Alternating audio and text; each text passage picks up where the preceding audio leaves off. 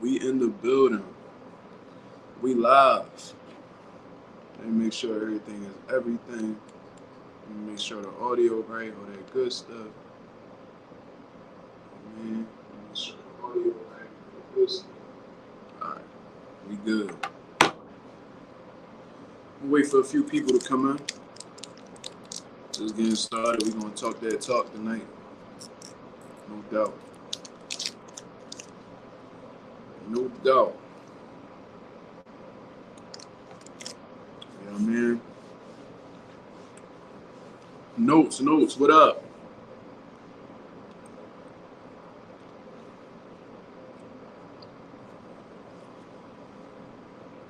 You ain't come on last night, Notes. Was it too late for you?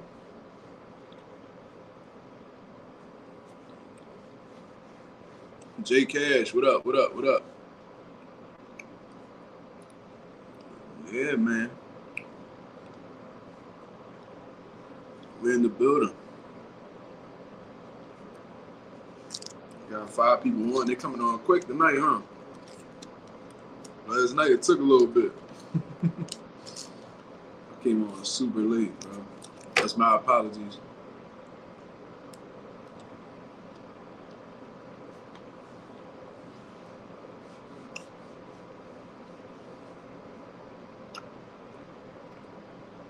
Big 800, that's facts, man. Yo, shout out to everybody who helped me get to this point, man.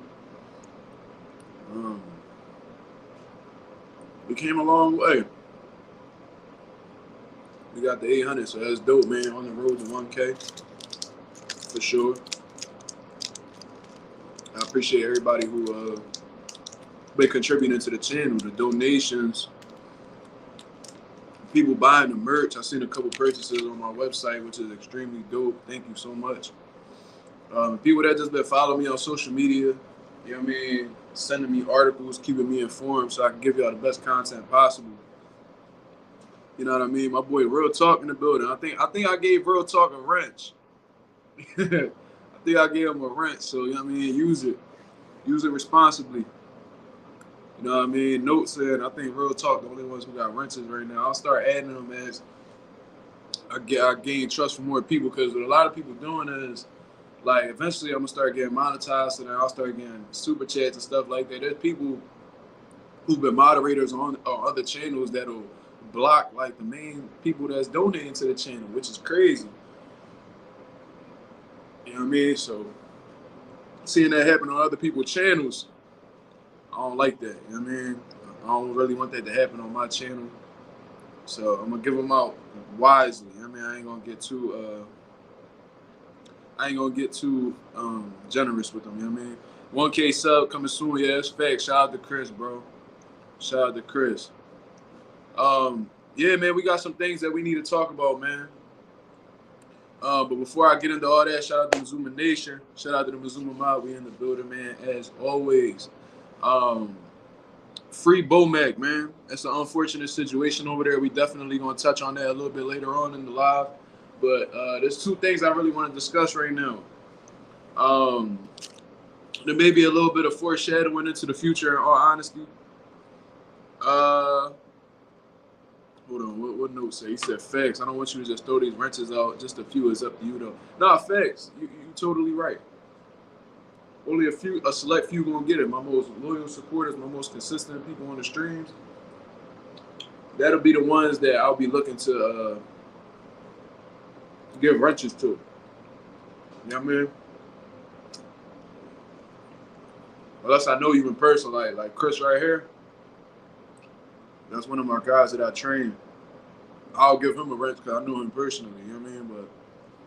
But anybody else, you gotta be a consistent supporter. Bomac is trainer of the year. That's all facts. He's been in the news consistently throughout this whole year. You know what I'm saying? All for positive things, but unfortunately, he hit a little bump in the road. Like I said on my videos, it might be a huge setback for him. You know what I mean? Hopefully that's not the case at all. Hopefully I'm hoping that it's a misunderstanding, man, and they come to a resolution so he don't have to wait all the way until October 9th to find out what's going on with this case. You know what I mean? So I wish the best for that man and his family, bro. It's just sad to see him go out like that. And there's a lot of questions behind that, too. You know what I'm saying? He said, matter of fact, I think Bomac is the greatest trainer right now. That's debatable. You know what I mean? He got the biggest win of the year. This is definitely his year. But greatest trainer, there's definitely some debate on that. Derrick James is still in the running, you know what I'm saying? Considering what he's done so far. But regardless, Bomac is definitely top trainers in boxing right now, if not number one for sure. But the greatest, that's a different word, you know what I mean? So we could definitely talk about that, but there's a lot of things going on with Bomac's case that's not really making sense right now. For one, they say he flew over private, right? If he flew over private like they said he did, then it's possible that he carried a loaded firearm to the UK. You know what I'm saying? But in all honesty, it don't really make sense because it's like the UK, guns are banned over there. Guns are banned over there. What would he possibly need a gun over there for? Do he got beef in the UK? Most likely not. This dude don't really be over there. He's from Omaha, Nebraska, in the States. I don't really see why a gun would be necessary to bring over there. You know what I mean? And even thinking deeper into this, if you know that you're gonna fly back commercial, then why would you even consider bringing a loaded gun to an airport? When TSA could literally find a penny in your shoe with a simple X-ray. You know what I'm saying? So what's the chances and the likelihood of you being able to get a gun past TSA? You know what I mean? And I'm sure Bomac done traveled all over the world for boxing purposes and stuff like that. I think he knows how strict TSA is. So it seemed like that's a young boy mistake he made. You know what I'm saying? That's something that a young boy would do, not thoroughly thinking through a situation. I just don't. It don't seem realistic to me, man. It seemed like he was. It was a situation where it seemed like he was set up, man. It really seemed like he was set up, or it was just a real idiotic mistake on Bomac's part. But Bomac don't come across as a dummy to me. You know what I'm saying? It was for self-protection. How do you not know that? Anytime somebody brings a gun, it's for self-protection. You fucking dummy. Like, I know that. You know what I'm saying? That's not what I'm talking about. Did he bring? Why would he bring a gun to the UK for self-protection when, for one, I doubt he got any beef over there. That's just an assumption, though. Who knows? Two, nobody over there really has any kind of firearm. So what is it? What is it that you are so afraid of that you would need a gun?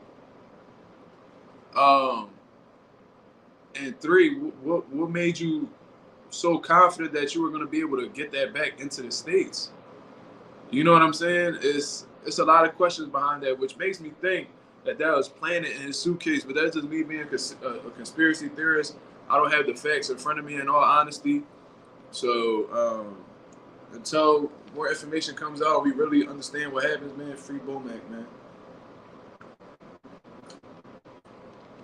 A lot of fights might be in jeopardy because of this. We might not be able to see Terence Crawford and Errol Spence running back at the end of the year. Keyshawn Davis supposed to be fighting a Philly fighter in Nair Albright. We don't know exactly how that situation is going to go. We do know that he has a team of coaches behind him, so I don't know if Red Spikes and all them other guys is going to be taking over his position until he's able to come back. But then with that, they saying that what he's being charged with could be 5 years in prison. And you know that a lot of these countries overseas be trying to make an example out of American citizens. You know what I'm saying? Like, we seen what happened with Brittany Griner. You know what I mean? I don't think it's that extreme. I'm sure that he's not being treated terribly like Brittany Griner was, but he may be. We don't know. You know what I mean? We don't know exactly what the situation is right now, but I'm praying for the best for him and his family and the people that care about him, his team. You know what I mean? It's an unfortunate situation. Bomac always seemed like a cool OG type of dude, so it sucks to see him in this type of situation. You know what I mean? So that's all I really got to say about that, man. I put more details in my latest video I put up like earlier today. Go check that video out if y'all haven't, man. I've been premiering a lot of my videos. You know what I mean? So if y'all haven't checked it out, go check it out, man. Let me see what this dude talking about. Let's see what this fucking clown is talking about. He's a millionaire that's coming off the biggest win of the year. What you mean? And why he bringing self-protection? Anything can happen at any given time, bro. That's not the point. Like if you over there protecting yourself with a firearm, cool. Why are you bringing it to an airport when you know that you're not gonna be able to get that through TSA? You know what I'm saying? I mean, you don't even know if he a millionaire, bro. So like you really in this man's pockets. You don't know how much bread he got. You might be right, you might be wrong. What makes you so sure that he a millionaire? Because Bud getting millions, you don't know what type of deal he got going on. So you just assuming. You don't know that for a fact. You talking out your ass. But man, coming off the biggest win of the year. What you mean? Like, bro, why is you trying to justify, like, why are you making it seem like what he did is totally normal? Anybody who brings a loaded gun to an airport, that's idiotic, bro. Like, that's illogical. That's not even, like, a smart thing to do. Anybody with any type of conscience would know that that's not a good move. You know what I'm saying? This is exactly why. And you know what I think, bro? I think, in all honesty, this dude, Lopez Martin, is that same dude who was on here, what was that name that I had, bro? He made like multiple accounts, and I kept kicking him off the live. I forgot what his name was. He was talking about how many subscribers he had, and he was gonna come on and debate me and all this stuff, and that never came on. So he was just talking shit in the comments. I'm starting to feel like Lopez is that same dude. I've been letting him live. You know what I'm saying? I've been real patient with the dude, but every time he come on here, he being confrontational, talking a whole lot of shit through the internet, and I'm not with all that. So I'm about to just end up blocking him. Yeah, a few folks were saying they think it was a possible plant. I don't think he would just blatantly take a gun over there, especially if he knew it was going to be a flyback commercial. Yeah, and then if, like, on top of that, bro, if you were flying back commercial and you knew that, bro, you should have just left the gun wherever the fuck you had it at. You know what I'm saying? Like, if I flew with a gun on a private plane, all right, cool. But if I'm going to the airport knowing that the flight is about to be commercial, bro, I'm not about to get caught with that firearm. I'm going to leave that shit wherever the fuck it was at, bro. I'd throw that shit out. I would toss that shit somewhere before I even get to the airport. Like, why would I bring that to the airport knowing what the outcome would be? Like, they said it didn't have a certificate, so it wasn't licensed. So, and it was loaded. You know what I'm saying? So it's a crazy situation, bro. Like, a lot of shit does not adding up with that. I don't know what's going on. Yeah, like, Bomac is a 53-year-old man, bro. Like, older black men don't get targeted like that. A lot of the black men that are usually targeted are around my age. You know what I mean? In their 20s to their mid-30s. You know what I'm saying? So that don't even make sense, bro. I doubt Bomac got ops in the UK, bro. I highly doubt that. He over there for business. You know what I'm saying? He was over there for a fight.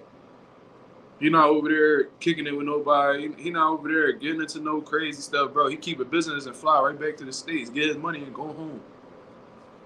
So I highly doubt that. Yeah, Lopez definitely a nut. That's a fact. Jordan Sheriff having a firearm in his carry-on luggage doesn't make sense. Seems like a setup. That's all I'm saying. But you know, Lopez over here trying to justify the nut shit. You know what I'm saying? Why is you? He said, "Why is you calling me names? We talking boxing. Why we just can't talk boxing and agree to disagree on things, bro?"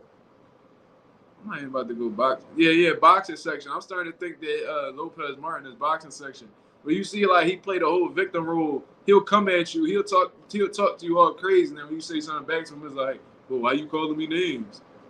You got a whole victim complex over there after he want to initiate shit. He's a goofy, bro. Definitely a goofy. Why he got Jamel Charlo in his profile pic like that, bro? I don't know, bro. That's weird shit. That's definitely weird shit. Yeah. Same thing with Brittany Griner. She should have left the weed in her Russian teammate basement or something. Yeah. Yeah, for sure. But that's a little bit of a different situation because they let that slide in the American airport, so she probably thought that it was going to translate over there. But shit in Russia a lot more strict. There's a lot of shit in the U.S. that people do that they can't get away with over there. So you get a little bit more leeway with that situation. But a gun, that shit bad everywhere. You know what I mean? If you don't got no type of special privilege to get that shit on an airplane, bro, don't bring it. Straight like that. That's just not smart at all. Real talk. He said, "Yo, Mark, I got a little heat. I said Eubank would stop Ben, but I did say Conor Benn has that equalizer, explosive, good killer instinct, and finisher. But Eubank can outbox him and give Conor a beating." Yeah, bro. That's the thing about Eubank, bro. That man's conditioning is top notch. His stamina is top tier, and he lets his head go, and he got respectable pop. So if Conor Benn's not able to land that big shot on him, he might get out hustled. You know what I'm saying? And and considering that Eubank is a bigger man, if he lands enough shots on Conor Benn, he could break him up, man. He could break him up and really break him down off of accumulation. You know what I'm saying? And, honestly, like Conor Benn, he does have those qualities you say. He got power. He's explosive, good killer instinct, and a finisher. But I don't really see him as like a top skill kind of guy. I see him as like an aggressive, come forward fighter that looks for one big shot. And against lower tier opposition, you're gonna find him. You're gonna find that one big shot.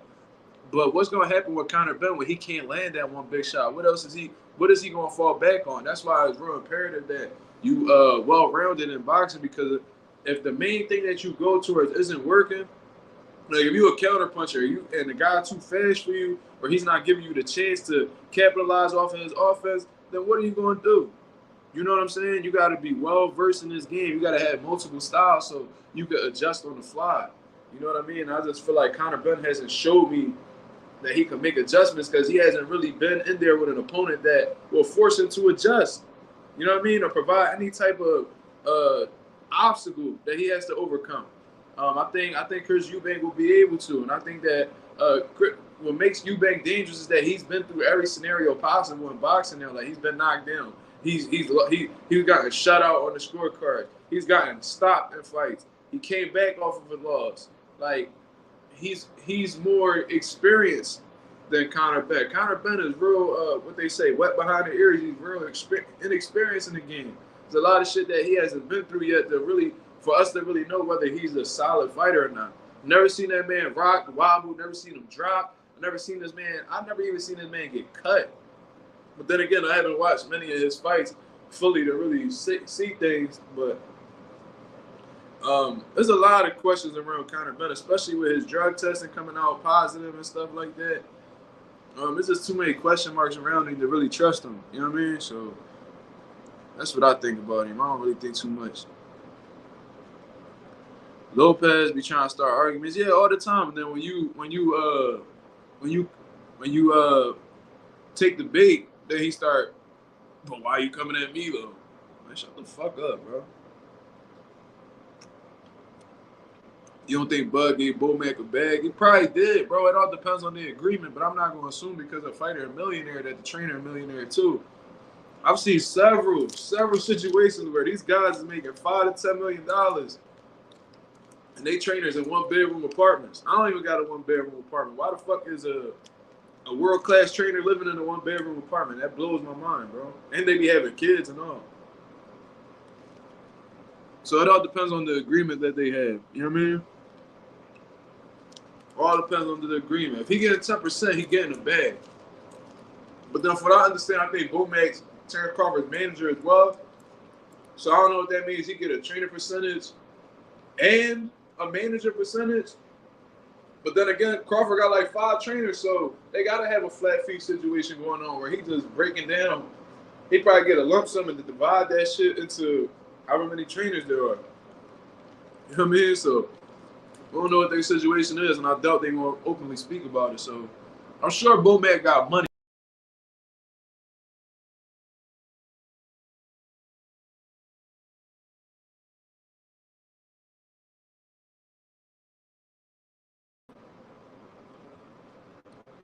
I don't know, sound just glitch right now.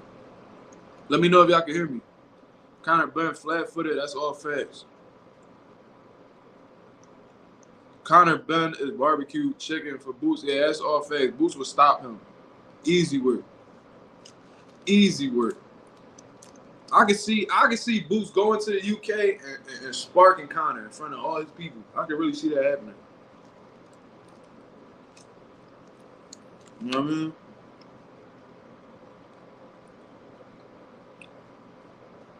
Yeah, bro. Conor Benn not fighting nobody notable, so why would we care to Watch him fight. If he was coming up, he was a prospect, and you know what I mean, he was highly like touted type situation, then cool.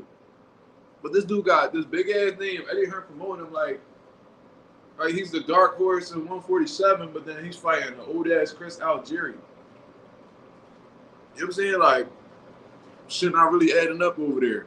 Like, y'all talking real confident, but y'all resume and the opponent y'all taking, y'all actions are saying different.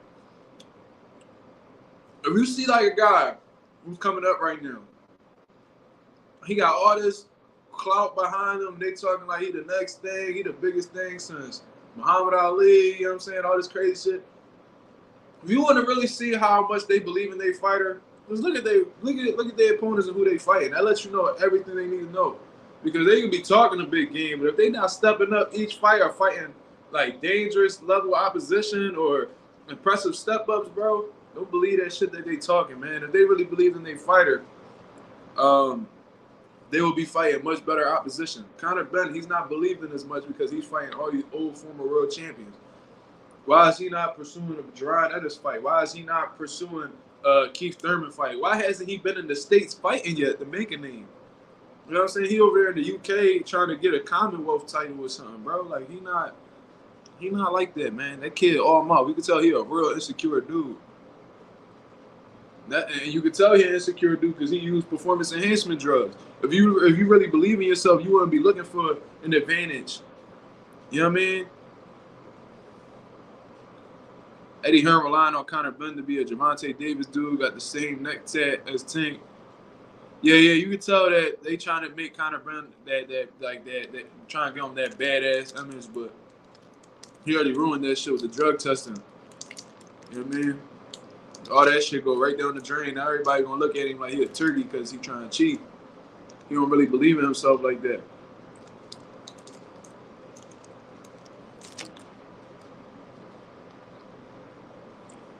Okay.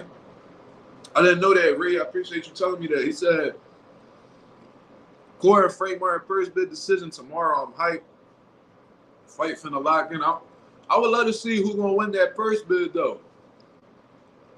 I want to see how much PBC put on it. I want to see how much Top Rank and they'll put on it. You know what I mean? I think Earl Spence and PBC gonna win that first bid. That's just me though. That's what I think. I think they're gonna put their bread up more. I think Shakur gonna end up fighting on Showtime, bro. That'd be real interesting to see. Lopez Martin back again. He says, I think Ben will put boots in the highlight reel. This dude really a troll, bro. Based off what, bro?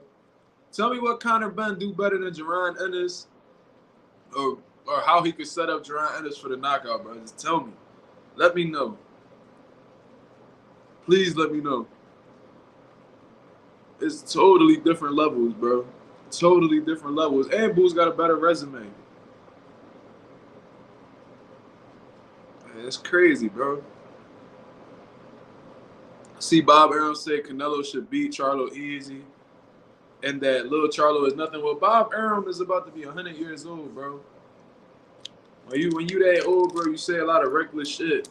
You don't really care about what you say anymore. You know what I'm saying? To say that little Charlo is nothing, that's completely disrespectful, and it just he's speaking from a standpoint of ignorance, and he way too old to be sounding that ignorant. You know what I'm saying? I think it's a dope fight. If he got Canelo winning, there's nothing wrong with that. But to say that little Charlo is nothing, it should beat Charlo easy, I disagree with that heavy. Mm-hmm.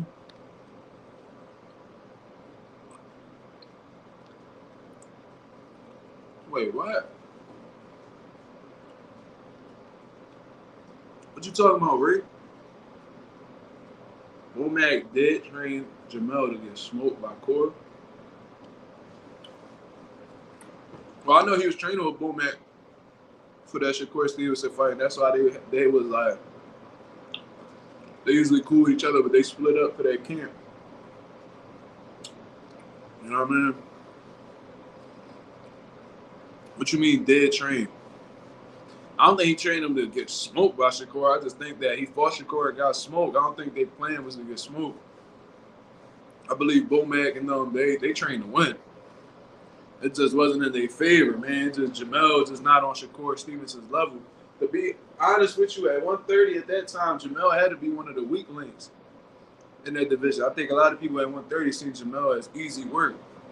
And I think good matchmaking from Top Rank put him in position to be world champion. Because when he was fighting under PVC and all that, they gave him some tough dudes to go against. He ended up getting stopped. He didn't look impressive. They put him in there with a Crawford that was already on his way out. So he looked good.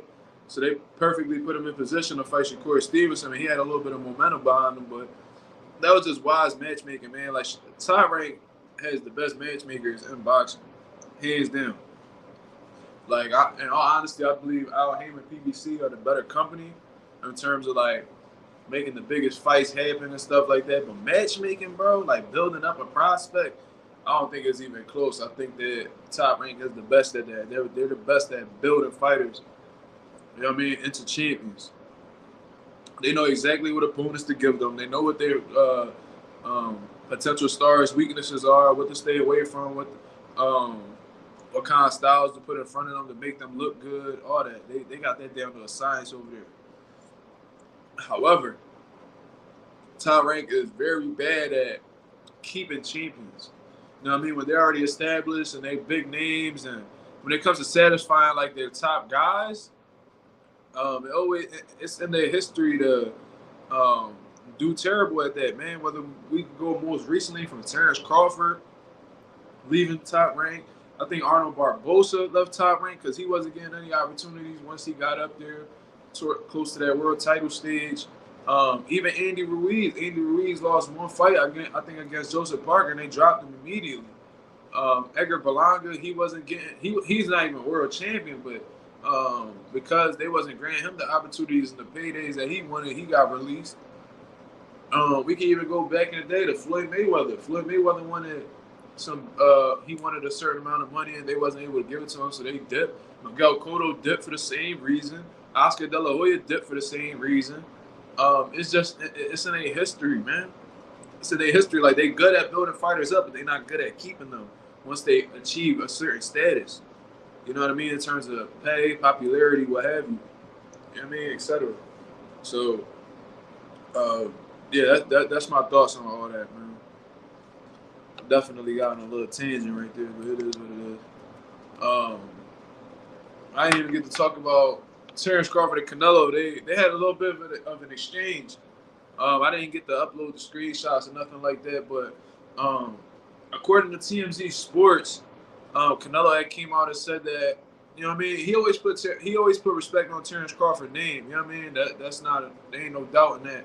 He always showed man love to Crawford and always rated him highly. However, he came on TMZ Sports and said that Terence Crawford only has one good fighter on his resume. You know what I'm saying? And Terence Crawford seems like right away went on Twitter and said, "Yo, like you got pretty much called Canelo delusional for even saying that." He said, "Now everybody's saying I only got one good fighter on my resume. Like, you dudes delusional, etc." And it's an interesting conversation because I seen some people defending Canelo's statements, and I see some people going against Canelo's statements. So I got 17 people on the live right now. Y'all let me know, man. Do y'all agree with, and y'all gotta like Canelo to agree with him. You know what I'm saying? So put y'all bias aside, just pay attention to the statement solely in itself. Do y'all think that Canelo is right? Do you feel like Terence Crawford only beat one good opponent? And what he means by good, I'm sure he means prime. You know what I mean? Like, it's obvious that Terence Crawford got names on his resume, whether you're talking about Kell Brook, whether you're talking about Sean Porter, whether you're talking about Amir Khan, you're talking about Gamboa. Who do y'all, you know what I'm saying? Do y'all believe this man's statements? What is it that, do y'all disagree with his statements? Let me know right now, man. Leave it in the comments. I want to see exactly what y'all thinking. Because me personally, I don't really agree with him. You know what I mean? I think a prime Gamboa is a pretty good name on his resume. I just think that a lot of the guys that he fought and the times that they fought them wasn't in the best position, but they were still good fighters. You know what I'm saying? Like, Kell Brook was a good fighter as a former world champion. Sean Porter, he went up against elite dudes, beat some, lost some, but regardless, he was a top tier welterweight at the time that he fought Terence Crawford. I think what makes it look bad on Terence Crawford's resume is that Sean Porter retired immediately afterwards. But he was the first one to stop Sean Porter. And then he just beat Earl Spence. You know what I mean? So I just named some notable guys in itself, but let's remove Kell Brook and Amir Khan. You know what I'm saying? Because I think at that particular time, Amir Khan's reputation was already down the drain. You know what I mean? There's a lot of things. Hold on real quick. Y'all guys commenting? Is y'all guys commenting? Hold up. Let me.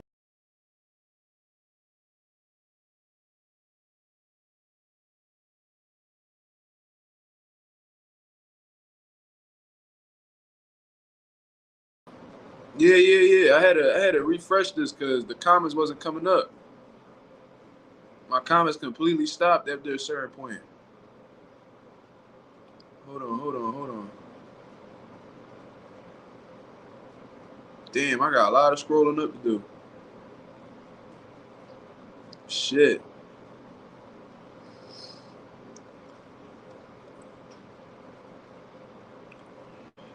Alright, I'm gonna just have to skip some of this shit.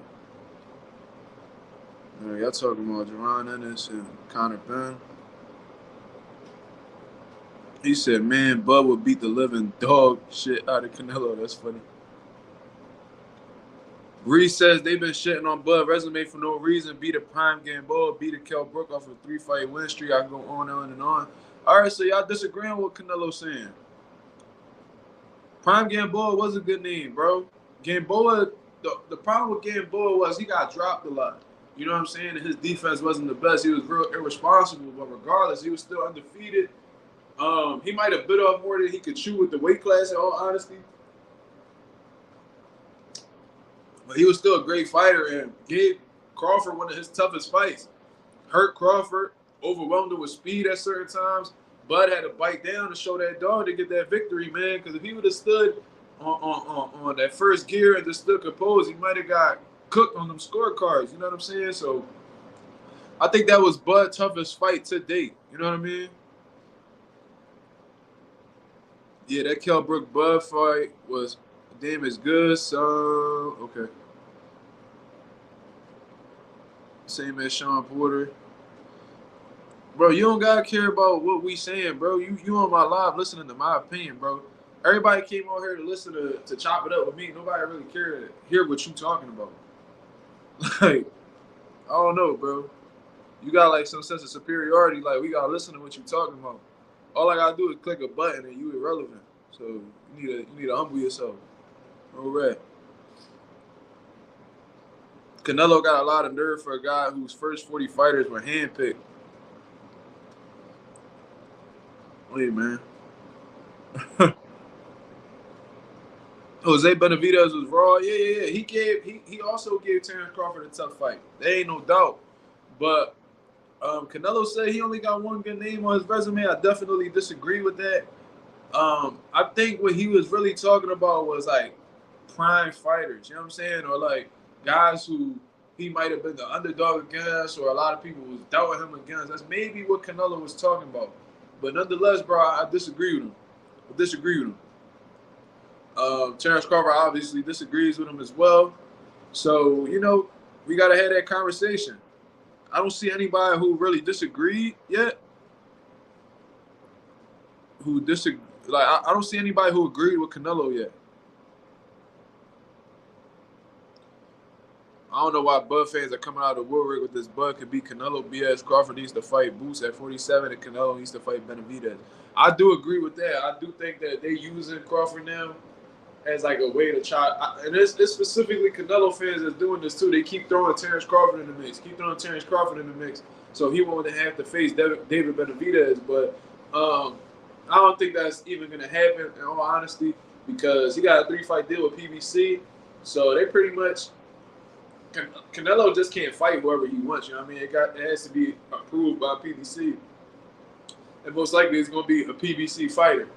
You know what I mean? And Terence Crawford, for what I know, is not affiliated with PBC. I just think he had that fight and that rematch clause with Earl Spence. So I doubt they'd be giving Terence Crawford that opportunity to fight Canelo in that 3-fight deal. I'm sure they're going to give that strictly to dudes who's under the PBC stable, being Jermell Charlo, possibly Jamal Charlo, and you know, David Benavidez. So we'll see. Bro, he ain't even worth acknowledging him, man. I'm about to boot him in a little bit.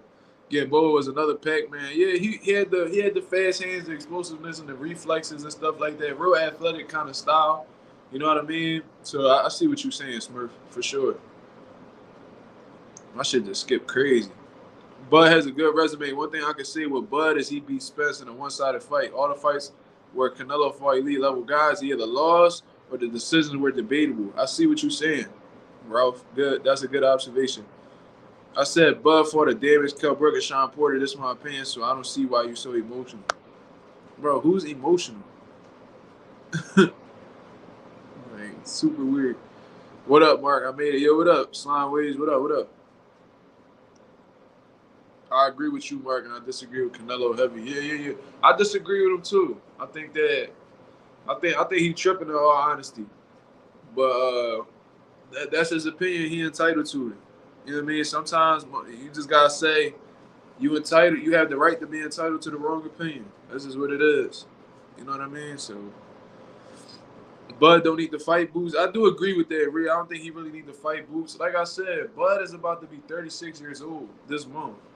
You know what I'm saying? He's about to be 36 this month. He's not worried about fighting these young dudes that don't bring a bag to the table. Terence Crawford is simultaneously chasing legacy with the big bags. And the big bags so happen to be these undisputed fights. A rematch with Earl Spence, a fight with Jermell Charlo, a fight with Canelo Alvarez. He even considered a fight with Gervonta Davis, and that lets you know right there that he's looking for the bag, man. I feel like he been cut short out of a lot of big bags when he was with Top Rank, where he spent the majority of his career with. So he's trying to pay for that now. He's trying to catch up now. You know what I'm saying? He's not worried about Jaron Ennis because there's a likelihood Jaron Ennis might cook him. It might beat him. And it won't be for a large sum of money. You know what I mean? I'm sure if Jaron brought a big bag to the table and was the superstar in boxing, this fight would have been happening. Or would have been on the horizon right now. But, you know what I mean? He's not worried about if he's going to take a high-risk fight, it's going to be for a high reward. That's where Terence Crawford's at right now in his career. Exactly, no. It's Bud chasing the big money fights, exactly. Sean Porter didn't think he was damn as good as when he fought Bud, so what are you saying? Yeah, he definitely wasn't damn as good. I just think that he was just outmatched. You know what I mean? He met the right one. That's all. Jair, what up, what up? He said, I can't agree with a cherry-picking duck. Canelo resume is full of old dudes on their way out. The door blown up. Out the door, blown up welterweights and weak champions. Well, Canelo's scared is losing to Benavidez because he doesn't want to be overlooked by the Mexican fans. He don't want to be left in the dust. Yeah, I always said that was the problem. If you checked out my interview with Southpaw TV, I said that he didn't mind losing to Bivol all like that because that wasn't one of his people. He didn't mind losing to a Russian dude, but it would hurt him and his pride a lot more if he were to lose to another Mexican. Hence why he refuses to fight Mexican fighters, because he understands that if he loses to a Mexican fighter, it would be pretty much like he would get criticized by his people. So that's one, and it'll be pretty much a forcing of what's that called? Like a passing of the baton in a way. You know what I mean? Like he would have to acknowledge that he's not that dude no more, and that the Mexican that he lost to is that new dude. You know what I'm saying? So I don't think he really wants to go in the process. He don't want to go through the process of that. I'm sure that he wants to leave the sport on top of Mexico boxing. You know what I'm saying? So that's what I think it is, in all honesty. I think it'll hurt his pride a lot more if he lost to another Mexican. That's what it really is. He's scared to lose that status as the top Mexican fighter in the game. That's my take on the situation. Jaden, God bless you, Mazuma. Love your channel. You keep it real. Thank you. I appreciate that. Thank you. George Jr. Garcia. Even the whole country of Mexico know Bud Crawford would dominate Canelo. You should ESPN. In Mexico, they prefer David Benavidez instead of Canelo. They don't praise him like reporters do in the U.S. Yeah, I heard that a lot. I heard that a lot. And a lot of fighters bash Canelo as well, like old retired fighters like Juan Manuel Marquez and stuff like that. They all openly bash Canelo. You know what I mean? Because of what he's doing, avoiding David Benavidez and stuff like that. You know what I mean? So it is what it is. Who's winning, Danny Garcia or Erislandy Lara? I see why Danny Garcia is pursuing that fight because as Erislandy Lara got older, he's become more flat-footed and pretty much staying on the line and throwing big shots. I guess as Erislandy Lara got older, his legs have gotten slower, so he's just taking more chances. And Danny Garcia is a natural counter puncher, so he sees holes in that he could be able to exploit. You know what I mean? But I think if Erislandy Lara is still anything like himself, I think he'll be able to beat Danny Garcia. You know what I mean? I think that the skill sets are just on two different levels. I'll be rooting for Danny Garcia since he's from Philly. But I just think that Erislandy Lara got a little bit too much in the toolbox for Danny Garcia to get past. You know what I mean? Especially with the size advantage. I think that'll be a good fight for Erislandy Lara to get under his belt. Canelo could have went undisputed at 160. All he needed was boo-boo, and he went to 168 because he's seen weak competition, Rocky Field, and all white fighters. Yeah, we know that. And what really made him step up to 168 as well was David Benavidez being stripped of his title. You know what I'm saying? So I think that's what opened it up for him. He's like, oh, David Benavidez don't got a title no more. Let me grab that before he finds a way to get it again. And he just took over. He started pursuing undisputed division ever since then. And now he got every single belt. And David Benavidez went from champion to interim champion. It is what it is, bro. It was a smart move by Canelo, but with this 3-fight deal, he's going to have to see that man. He's going to have to see David Benavidez. And if he don't, it'll make him look real bad. You know what I'm saying? So it is what it is. He's trying to make all that money up from top rank undervalue him. You talking about Crawford? Yeah, that's facts. That's all facts, sir. Definitely facts. Damn, my shit just skipped all crazy.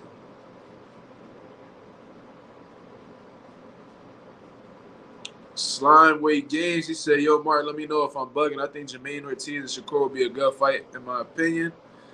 I think it would be more entertaining fight than Shakur versus Frank Martin, but that's just me. I don't know. I don't know if that's a more entertaining fight. I would like to see Frank Martin and Jermaine Ortiz fight each other. I think that would have been a dope fight. Jermaine Ortiz does let his hands go more. He takes more chances. Frank Martin is more like methodical. He thinks things out and takes his time, and he don't like the waist punches. You know what I mean? So I can see why. As a matter of fact, I can see why you're saying that. But I think that Frank Martin is more dangerous than Jermaine Ortiz. That's just my personal opinion. I think that it'll be harder for Shakur to get past Frank Martin as in comparison to Jermaine Ortiz. This is my opinion, though. I disagree with you, Mark, because Canelo has good names on his resume. I never say he didn't have good names on his resume. What are you talking about, bro? Did you hear me say that shit? Like, I don't understand what you're talking about. When did I say Canelo didn't have good names on his resume? I can name some good names on his resume. He got Triple G. He got Miguel Cotto. He got Shane Mosley. He got Carlos Baldomir. I mean, he lost to Floyd, but he got Floyd on his resume. James Kirkland. Who else? Daniel Jacobs. He got Caleb Plant. He got good names on his resume. Sergey Kovalev, bro. I can name his whole resume up and down. Amir Khan. He's got good names, bro. That's not the issue. You know what I mean? Chavez Jr., if you want to include him. But that's not the point I was making at all. I never said not one time that Canelo doesn't have good names on his resume. That's probably what I read off of a comment, but that's not my opinion. That's me reading the people's opinion.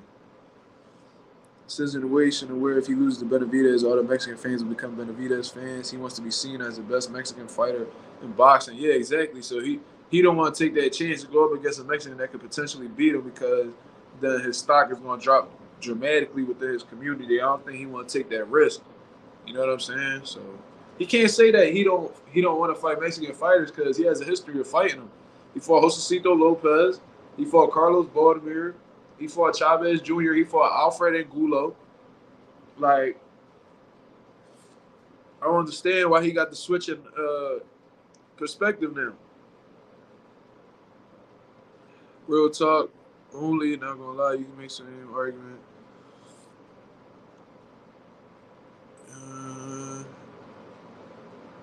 He earned his right. I don't agree with that. He earned his right to cherry pick, bro. I don't think you ever earn a right to cherry pick at all.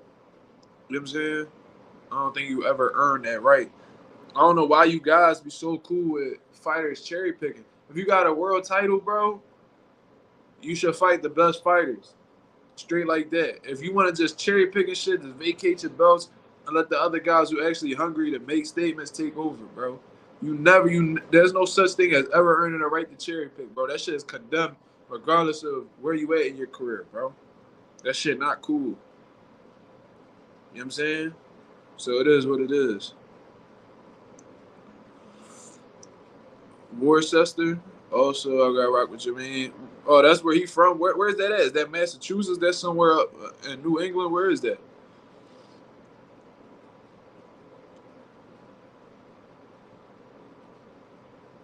What up, Lorenzo? We just chopping it up right now. We definitely been having some good conversations. Bud versus Boo should happen. I would love to see that fight.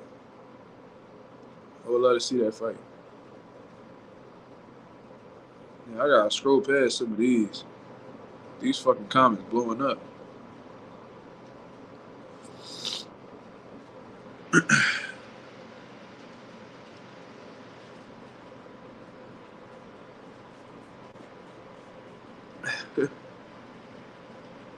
Oh, okay, that's Massachusetts. Okay, cool.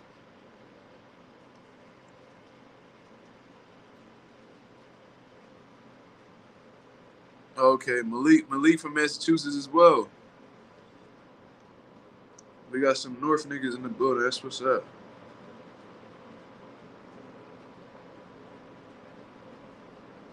All right, so next thing we gonna get to, man, a lot of y'all a little bit riled up in the comments right now. Y'all definitely coming at each other. Anthony Joshua, that's gonna be the last topic I cover, and then we just gonna chop it up from there. Apparently, according to Boxing Scene, Anthony Joshua is looking at, he's been putting it out there slowly but surely. He's trying to find a way out of his Deontay Wilder fight, in my opinion. You know what I mean? He says that he's looking to take a fight in December if the Deontay Wilder fight gets pushed back. Now, what confuses me about that situation is why is you even putting that notion out there that the Deontay Wilder fight will be pushed back? When y'all guys were talking about that, you will be fighting Deontay Wilder in December. Y'all been sitting down with them guys in Dubai, and they try to target December. So why are you even putting that statement out there as if that's a realistic thing that can happen? Why are you so hell-bent on getting another fight? Because if you watch this fight after he knocked out Helenius, he was talking about potentially getting one more fight before Deontay Wilder. There were Anthony Joshua fans out here that were saying that he should take one more fight before Deontay Wilder. So they put that all in his head, and I believe Eddie Hearn has said something similar to that in an interview after the fight as well. So it's plain and simple, man. They see Deontay Wilder as a threat, and they're trying to avoid that fight for as long as they can. In my opinion, I feel like they're trying to age Deontay Wilder out because the longer they wait, the older Wilder gets, the more inactive that he has been. You know what I'm saying? I believe he fought in October of last year. It was the end of last year. And he got a first round knockout, so he hasn't been really active at all. He's been in the gym, but he hasn't been in the square circle, putting it all on the line in a long time. So, you know what I'm saying? It's a messed up situation. Damn, real talk, wilding on here. Yeah, he called out Wilder, but now yeah. They used Wilder's name throughout the whole build up to that fight. Even when he was initially supposed to fight Dillian White, he was talking about Wilder next, Wilder next, Wilder next. That's such a big fight for them. You know what I'm saying? They use his name the whole promotion to their fight because they understood that the fight that they were currently having wasn't that interesting. So to spark fans' interest, they brought up Deontay Wilder's name so people could tune in because they looking at it like, oh, okay, he's fighting Wilder next. Let me see how he looks in this fight and see if he's ready for somebody like Wilder. You know what I'm saying? That's exactly what they did. It's a smart marketing tool. We see right through it though. You know what I'm saying? And all of a sudden now that he don't have a fight in his hands, contract signed, he out here looking for something. He don't even want to look in Deontay Wilder direction, man. Now he talking about if the Deontay Wilder fight gets pushed back, he's looking to have another fight in December. So it's obvious he's not really in a rush to fight Deontay Wilder. You know what I mean? Not this year. Um, as of right now. You know what I'm saying? That's not what he's looking at this moment. He's just looking to continue building up his confidence, keep getting certain fights, to keep working because he understands that he's not going to have time to work on shit if he fights somebody like Deontay Wilder. He has to be extremely ready. He understands what the power that Wilder possesses. He understands that if he makes one simple mistake, the fight could be over. That's just how Deontay Wilder has been his entire career. That's why a lot of guys don't want to take them chances against Deontay Wilder. Deontay Wilder was ducked heavily throughout his career. Regardless of him having 10 title defenses, fighting Tyson Fury, and being world champion, he was ducked by a lot of dudes. You know what I'm saying?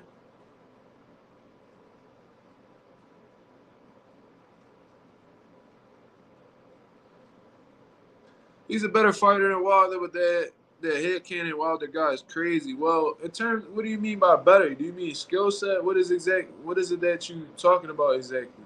Because if we really looking at it, man, like I don't really see Anthony Joshua that much as a skilled fighter. I think he's extremely robotic, lacks head movement, no upper body movement whatsoever. He doesn't have great footwork. Um, he was explode. A couple things I give Joshua is that he has great power, good combination punching. Although he's not the fastest, he has solid fundamental combinations. Um, his jab was more consistent than Helenius fight, but his condition is not really all that great. There's a lot of negatives about Anthony Joshua as well, but I understand what you're saying because Wilder he really is. Uh, he has a good one too.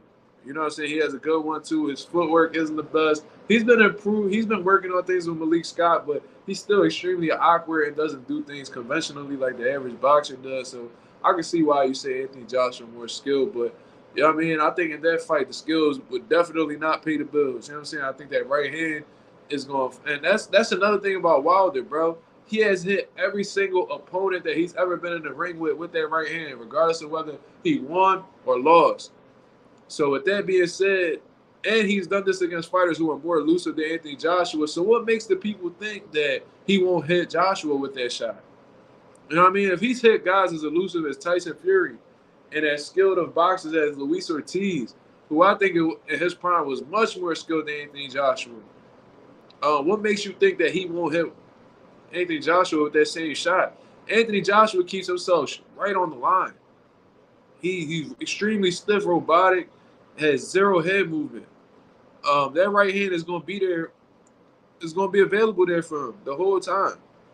You know what I'm saying? So, I think they know that too, and that's exactly why they're trying to hold it off for as long as they can. Let them keep getting these paychecks.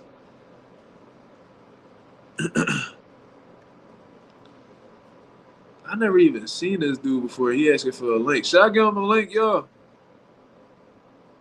Should I give him a link? Because y'all not even they not even trying to talk about what I'm talking about, bro. They having a whole crazy ass argument in these comments right now. So you know what? Fuck it. Fuck it. I'm gonna give y'all what y'all want. I'm a man of the people, so I'm gonna give y'all what y'all want. Y'all want to talk about this whole Gervonta Davis situation? I feel like I spoke on this so much that like I'm kind of burnt out from it. I kind of don't really want to speak on Gervonta Davis, Shakur, Haney, and all that. I feel like I said what I said about this situation, but if y'all guys want to come on here and talk it, we're not gonna have no disrespectful talk now. We ain't gonna be calling nobody out each other's names and you know what I'm saying, acting all crazy. But If y'all want to come on here and speak knowledgeably about boxing and y'all opinions, then I'm gonna give y'all the platform. You know what I'm saying? So whenever y'all ready, y'all can just join the live, and I'll add you in. But like I said, y'all gotta keep that shit cool. Y'all gotta keep this respectful. You know what I mean? None of that crazy shit on here. So he said he want to speak some truth about Gervonta Davis. I don't know if he defending him.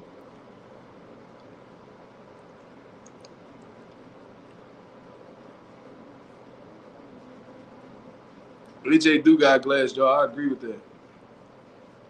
All right, I'm gonna bring him on. Yo, what's up?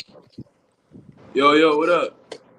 First of all, I know that Tank is like the regular champion. He's not like the actual WBA champion, so he doesn't really have to make these title defenses and fight everyone, right? He has the regular belt. Uh-huh. But I think it's blasphemy that he calls himself the face of boxing when he's never ever faced the foundational Black American fighter ever. Like, you can look Okay. through his record. There's no foundational Black American in his record. Go ahead. I'm gonna be right back. Go ahead and talk your talk, bro. Yeah. So his whole record is just full of Hispanic fighters, and it's like this. It's really weird how he calls himself the face of boxing, yet he has no undefeated foundational Black Americans in his record. And I was watching Southpaw the other day, and he was like, "Oh, anyway, he shouldn't be on the pound for pound list because he's never faced a Black American fighter." Yeah, he fights a Black American fighter, an elite one, Fulton. He beats him, and then he makes these weird excuses, like it's like this weird copium. Yo. Let me say this real quick, bro. Real talk and read. Y'all gotta cut that shit out, bro. Y'all making shit a lot more personal than what it need to be. Cut it out. If y'all niggas ain't talking boxing, bro, just stop talking. You talking about the dudes in the comments? Yeah. Real talk, tripping, bro. You gotta keep that shit cool. Reed need to keep that shit cool too. I had you on my platform before. You gotta chill out. Asking people where they from and all that, bro. This the internet, bro. Cut that shit out, bro. This is boxing talk. Come on. Yeah, and so he was like, "Oh, he made Fulton go to Japan and stuff and drink their water and their air." And it's like, I don't really think traveling can affect your boxing skills. Like, I doubt Fulton traveling to Japan like made him lose his ability to box. Yeah, I see what you're saying. And you know what I mean? I don't really dispute other people's opinion. You know what I mean? Like, however Southpaw feel, that's how he feel. That don't necessarily mean that I feel like that. That's my guy. So I respect Yeah. his opinion at the end of the day. But traveling can affect. 'Cause I know people that have like traveled to Germany for like tournaments and stuff like that. Hmm. I've seen people like travel globally, and there could be some issues that they could run into, like, you know what I mean, like the foods you might be used to eating, they might not have available over there. Um, Also, like the environmental conditions, like I've seen people travel to like Colorado and have a hard time breathing, and they have to fight shortly afterwards. So altitude could be an issue as well. Um, Also, I want to say like sleeping schedules. If you're in a different time zone, you might have trouble sleeping at a certain time or waking up at a certain time. But that's why you're supposed to stay. That's why you're supposed to be there for a certain amount of time so you can acclimate to the environment around you. You know what I'm saying? But in terms of your boxing skill, you're right. It shouldn't be. He shouldn't lose his ability to box Right. um, from traveling across the world. I see what you're saying for sure. And also, I don't know why people were picking Fulton because he had a previous fight against Brandon Figueroa and he was getting rocked. He got rocked, I think, like 5 or 6 times. And Brandon Figueroa, he throws these weird punches that doesn't really have good technique, and he still managed to rock Scooter. And so Well, anyway, he's like a power puncher. He's like sharp. He's accurate. So I thought Inoue was gonna knock him out the moment I saw the fight was announced. I was like, yeah, Fulton's done. He's getting cooked, and he got cooked. So Well, yeah, Brandon Figueroa is tough style for anybody. In all honesty, like first of all, he was big as hell for that weight class.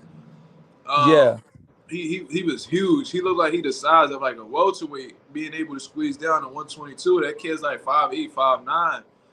And then on top of that, he might be taller. In all honesty, I don't know. I gotta check the stats, but then he yeah. puts a He's lot five of eight. pressure.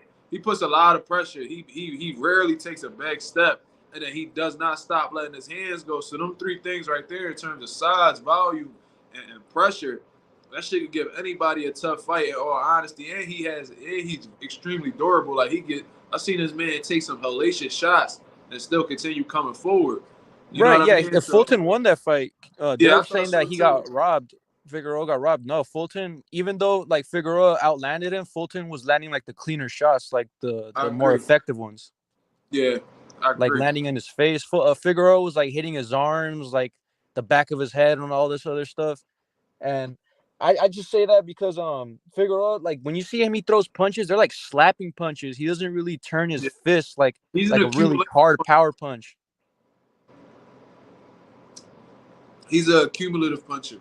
Right. Yeah, and I saw how he was rocking Fulton. He had him like on wobbly legs in certain rounds, and I was like, yeah, Fulton, if he faces like a power puncher that actually knows how to throw like a proper good punch, he's getting knocked out.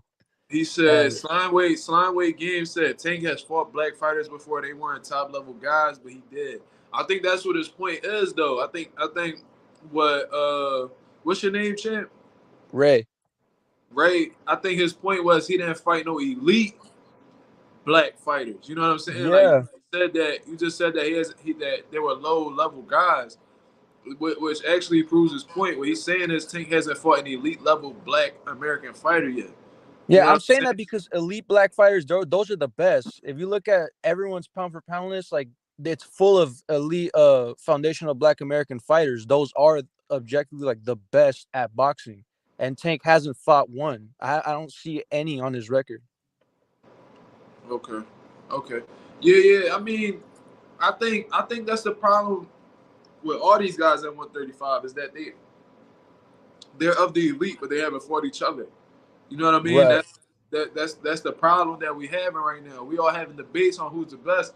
They've been arguing in the comments for this whole hour.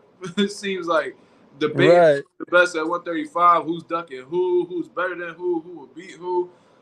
And we could speculate and make assumptions all day, but we gotta actually see this shit happen. Like for years, there was people debating on who's better between Earl and Crawford and who will beat who and how they will beat him. There was people saying that Bud will knock Spence out. They turned out to be right. There was people that were saying Spence will knock out Bud. They turned out to be wrong. You know what I'm saying? But Mm-hmm. those was just at that time. That was just guesses. At the end of the day, we had to see the fight to actually be proved right or wrong. I was proved wrong in all honesty. I thought Spence was gonna win, but now that we actually are, now that we actually know what the fuck happened, now we can speak more from a facts point of view. Now we can start speaking on the actual factuals. You know what I mean? And the facts was that Terence Crawford is just the better fighter. You know what I mean? And He is, and we I don't need to think get to that the point with the lightweight division. We need to get to that point with the lightweight division where Shakur's fighting the Haney's and Haney's fighting the Tank's fighting the Shakur's to really get an understanding on who's the best. You know what I mean? But until then, bro, people going to continue arguing, continuing debating. And it sucks that boxing at a standstill right now at the lightweight division. I just wish that they would fight each other right away instead of trying to let things marinate. You know what I'm saying? yeah, I think Shakur's the best at 135. I think he absolutely like dog walks Tank like the way Floyd did to Canelo. If they were to fight, I think Shakur would just beat Tank every single round. But you know it's crazy? What? We won't know until they fight each other, bro. I We guess so. speculate all day. The thing, I'm a huge fan of Shakur as well. You know what I mean? I fuck with Shakur, bro. I think that kid's a special talent. I love how this man can make you completely miss and, right, and stand right in front of you in the process of doing so because Shakur is not a dude who uses his feet too much. You know what I'm saying? right. He can stand directly in front of you like Wilfred Benitez. I don't know if you ever watched that man, but they used to call him the Radar. He was the youngest world champion in boxing history from Puerto Rico. He fought Sugar Ray Mm. Leonard, Tommy Hearns, Roberto Duran, all them dudes. He would stand directly in front of you, similar to James Toney too. He would stand directly in front of you and make you miss by a quarter of an inch. You know what I'm saying? And Yeah. have to use his feet at all. So I love how Shakur Stevens is able to do that. He's an accurate puncher as well. Right, right. He varies his shots real well. Just an extremely intelligent kid, bro. He's been like Yeah. this since amateur. So And yeah, then people are like, "Oh, Shakur needs to be perfect for all 12 rounds. Tank only needs to be perfect for 1 second or the 2 seconds."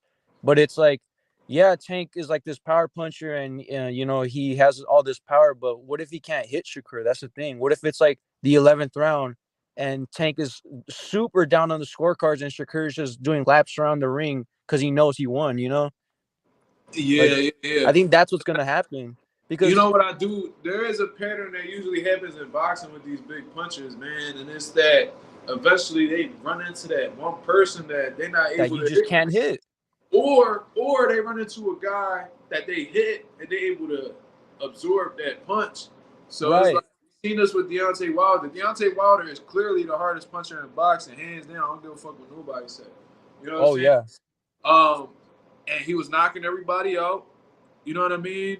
Mm-hmm. And he just ran into that one guy who he was able to hurt, he was able to drop, but couldn't keep down. And we seen how that ended. You know what I'm saying? And Right. I think that Tank's case is a little bit different because he's more. He also has skill to bank on as well. We seen it against Isaac Cruz. He could box. You know what I mean? He could box. He could move. He set traps real well. Fast combination punching.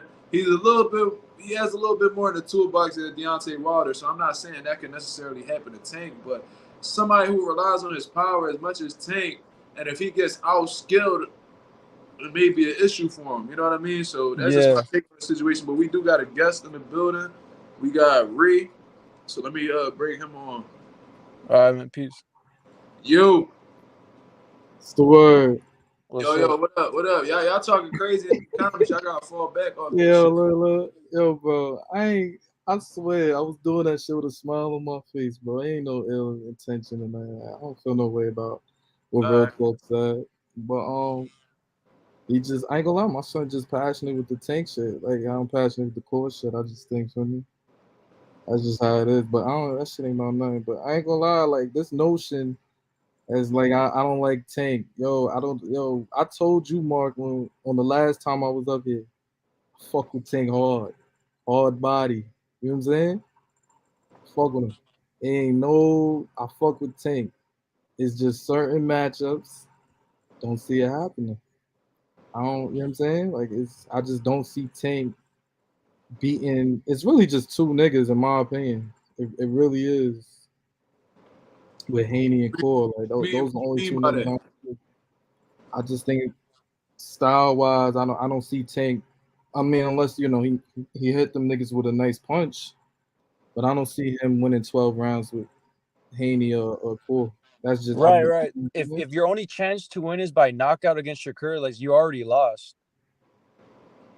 you know what I'm saying. Like, what's he gonna do if he ain't land that punch? That's right. Even Haney too. Like Haney for a defensive fighter, Haney does get hit a lot, but it's like he doesn't get hit so much. Like he could get hit in like the 11th round versus Linares, but throughout the course of the fight, he didn't get hit at all. So he took that punch really well. He clinched, but he won the fight. He won like every round. He dominated. And so this like whole thing that Tank will knock Haney out, it's like probably Yo, not. You know, do y'all he think probably Haney could won't. beat Tank though? Do y'all think Haney could beat Tank? I think Haney could beat Tank if he keeps him behind that like really Oh. long jab. I think so. Why not? Look, wait, hold on. Haney's elite. Nobody in here. I ain't gonna lie. I ain't never say Tank is just a knockout artist. I never jacked that. You know what I'm saying? I've been that like he separated himself from even that notion, even that stigma about him. What you But it's mean? You came still, for my permission? Yo, Slime, you want to get on here? Get on here. I'm only gonna but be on like here probably like 20 minutes more. you know what I'm saying? Like I never said he just a knockout. That's the thing that I think separates Tank from even knockout artists. Is he don't, you know what I'm saying? But it's like watching, like I ain't gonna lie, like I don't know how many of these niggas in here really watched the Javante Davis fight. Like, yo, like the nigga he would literally chill for 4 rounds, like back to like he'll chill for the first 4 or 5, let niggas get they shit off, and then I kick it up. Not doing that against a real like a stepper. Not doing that. You know what I'm saying? You're not giving a like nobody 5 rounds and then I like let me turn it up into 6 and touch his chin. Like that's not how it's gonna work. You know what I'm saying? It could work against Hector Garcias and the them type of niggas. You know, Right. They stand directly in front of Tank to take the it's not. punishment. You You know what know, I'm saying? Shakur and Haney are not going to stand in front of you and let you just get off on them. They're going to move and they're going to hit you. and you can't hit them. Oh, Like man. the Rolly fight was really, I ain't gonna lie, it's funny, right? The Rolly fight was really that was like the fight I was shocked Me because too. I was like, Rolly was actually cooking him for like yo, 6 rounds. and Rolly was doing his thing. It fooled me thinking Rolly was a good boxer. I was like, oh, like, you know what I'm saying? But like, Rolly a good boxer. nah, you know how I feel about Rolly. Who the fuck said Rolly a good boxer? Oh, He's not. I thought you were saying that. I thought you was trying to kind of saying like, you know what I'm saying? Nah, I'll be that. I'm just saying, Rolly trash, bro. yeah. I'm saying that fight though, Rolly looked all right though. Like he looked good. I think it was because, in all honesty, that's what I think happened. I think that Tank was trying to lure him in. He was showcasing a lot of movement, and he was looking for that trap to set for Rolly. So he was coming. He was letting Rolly come forward, be the aggressor, to see exactly what holes he was providing in his defense. Because Rolly, just like a lot of fighters, when they open up with shots, they're real vulnerable to get countered. So I think Like he noticed a flaw in his defense when he was shooting certain shots, and Tank threw that shot a couple times before that shit landed. So he was setting it up the entire time. So that he goes was. IQ for real. But Well, I mean, still, like, Rolly started did you boxing at see what I'm 18. saying? Yeah. He's not really like he's not like that. And to be honest, he should have never even got that fight. I don't know how the judges gave him the fight versus Marinas. I think Marinas whooped his ass. Yeah, Man, Marina. Marinas whooped that ass. I don't know how the judges saw it. so Haney gets Rolly tagged a winning lot. that Now fight. Haney does get tagged a lot sometimes. That's why I kind of say like And the thing about Haney too, can't get hit like they're that. saying that he robbed Loma. No, he didn't. Haney won that fight, and people are just saying that because they hate Haney. They just don't like Haney. But Loma did not win that fight. He had his moments. He had like little spurts, but Haney was landing the better shots, the heavier shots, finishing the round strong. I think Haney won that fight convincingly. I don't know why people are saying, "Oh, Loma this, Loma that." Yeah, I be tuning that out. Nigga said Tank embarrassed Rolly. He embarrassed Rolly by knocking him out. I mean, yeah, nigga. Before that, I didn't think he was embarrassing Rolly. That was the first shot Tank really hit Rolly with. Yeah, exactly. That's why He got knocked out with the first shot Tank hit him. He got Yeah, you know what's mad funny? I had Brett on the line in that fight too, and I was like, "Damn, Tank, are you fake? Are you scared?" Wait, who had Brett on the line? I had Brett on the Tank's fight against Rolly. Put it on. Tank, nigga. Oh, I was about to say, okay. Nah, the thing I'm saying, I say, yo, Tank, you gonna turn it up? Like, I was saying, I was like, yo, like, yeah, like, yo, Tank, like, come on, like, I'm like, you know what I'm saying? Like, get this nigga up out of here. I don't know, he's down. I feel like there's a method to that man madness though. Like I think he understands the time that he got. He know exactly when to turn it up. Like I even seen it against Leo Santa Cruz. You know what I mean? Like he was letting Santa Cruz. He was seeing what Santa Cruz was coming with. He was processing everything, seeing how Leo was coming out, seeing what he was good at, and exactly what he wasn't good at. And then as soon as he was given the go. I don't know if his trainer gave him the go. I don't know exactly what happened, but as soon as he stepped on the gas, it was a wrap. All right, yo, Mark, he doing that. He taking them rounds off against Haney. Huh? He taking them rounds off against Haney. I don't know, bro. You gotta ask him. No, he not. Nah. You gotta ask him that. Being down 4-0 would be happy for him. I tell you this, I bet you he knocked Haney the fuck out. Nah, I don't think so. Yes, he would. Yes, I don't think so. Bro, how? Why not? Let's really talk about it, right? Because Haney's elite. He's Listen, first of all, Tank has like really tiny T-Rex arms. I keep this shit cool, right?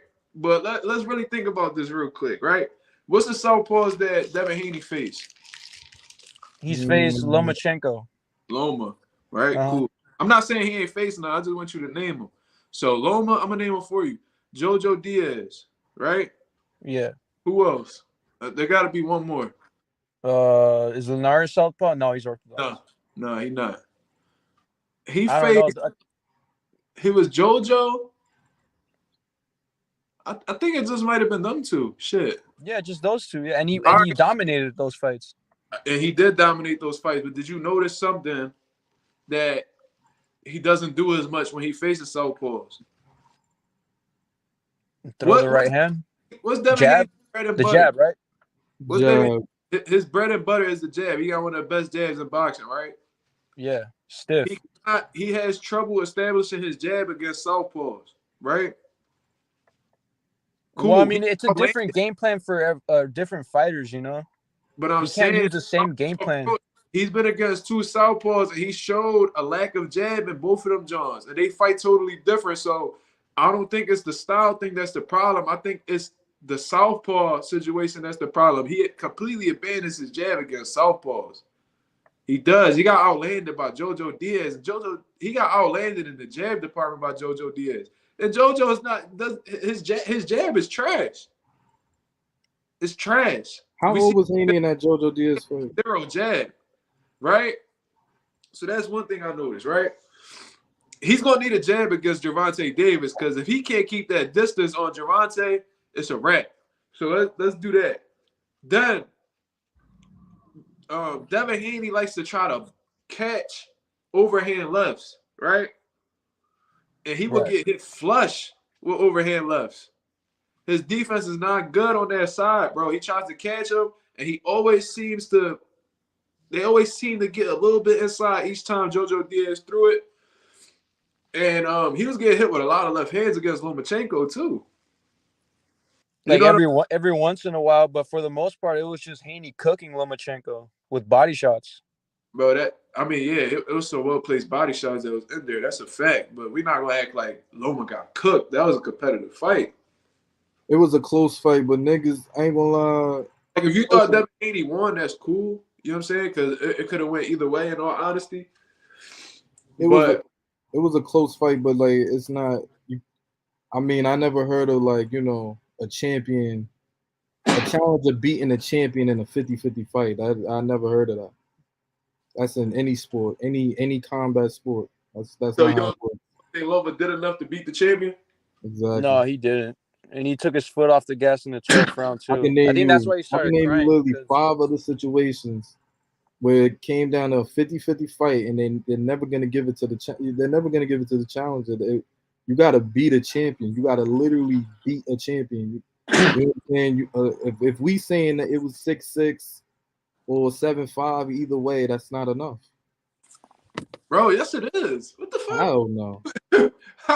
How is it not, bro? If you win 7 rounds, don't give a fuck who you going against. All right, look. I hate to even look.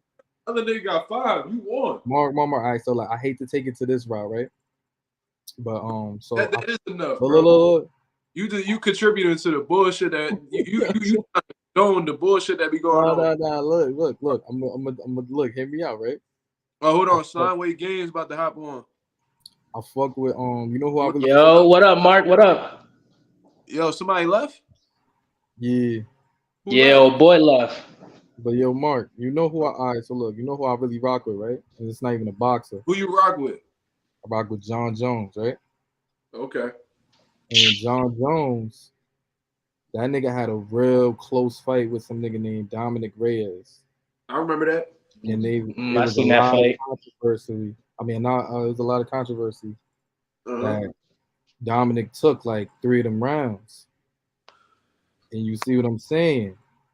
Do you really think that they're going to give that to Dominic over a John Jones when it was a 50-50 fight? Like the round 5 was the toss-up, really. And what happened? It edged out to John. But like it was like basically 2-2 going into that. All right, well, if it's 2-2. It edged out to John in like opinions. John edges out to him. Then he won 3-2. If it's 2-2, in opinions, like I'm a jack. Like yo, John took the 5th, but a lot of niggas jack Dominic finished the fight well. It's debatable then. But that's what I'm saying. You gonna give a 50-50 fight to Dominic Reyes over John Jones? Bro, that's not.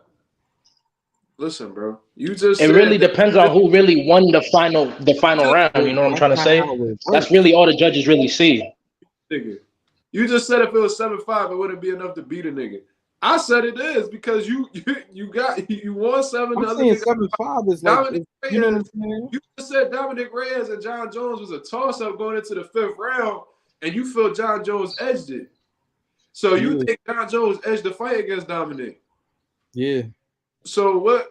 That's a totally different situation. So what was the point? It's not a situation. All right, look. I'm gonna say that because I rock with John Jones. It's the general public, even going to this day, there's still niggas, a lot of niggas, even more, that think that's John Jones' only loss.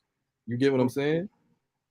That's what I'm saying. Even with Haney's situation, I'm saying 7-5 because, like, in boxing is different because it's not like, you know what I'm saying? It's either 6-6 or 7-5. Like, it's not like it could be 7-6 or, you know what I'm saying? Like, you take one round. Yeah.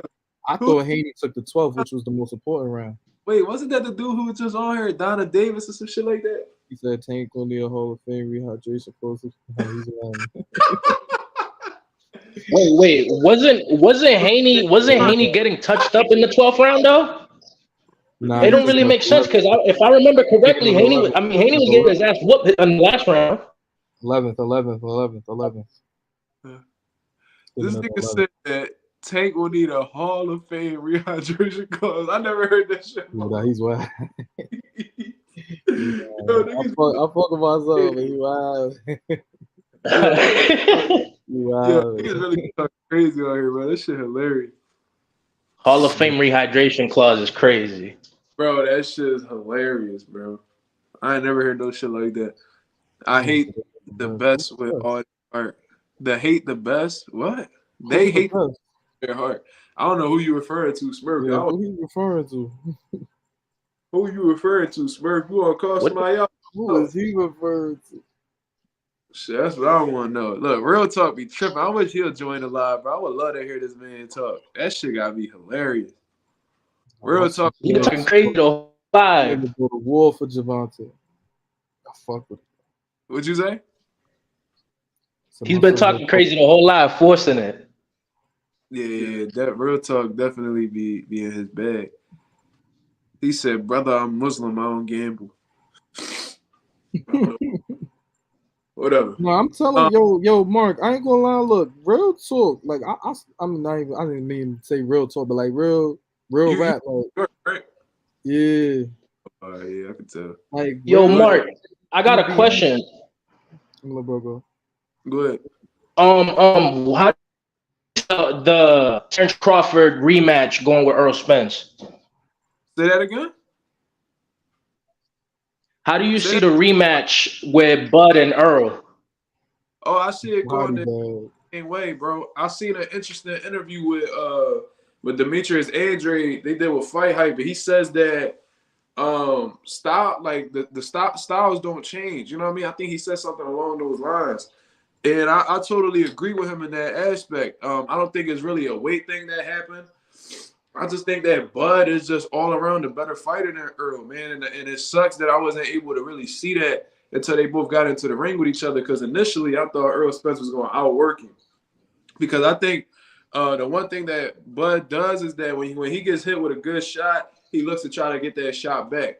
And I thought that would play to his disadvantage against Earl because that would have been Earl's fight. But a couple things that I noticed in the fight that I didn't realize prior to the fight was that Bud, let's just keep it a buck, bro. That man is physically stronger than Earl.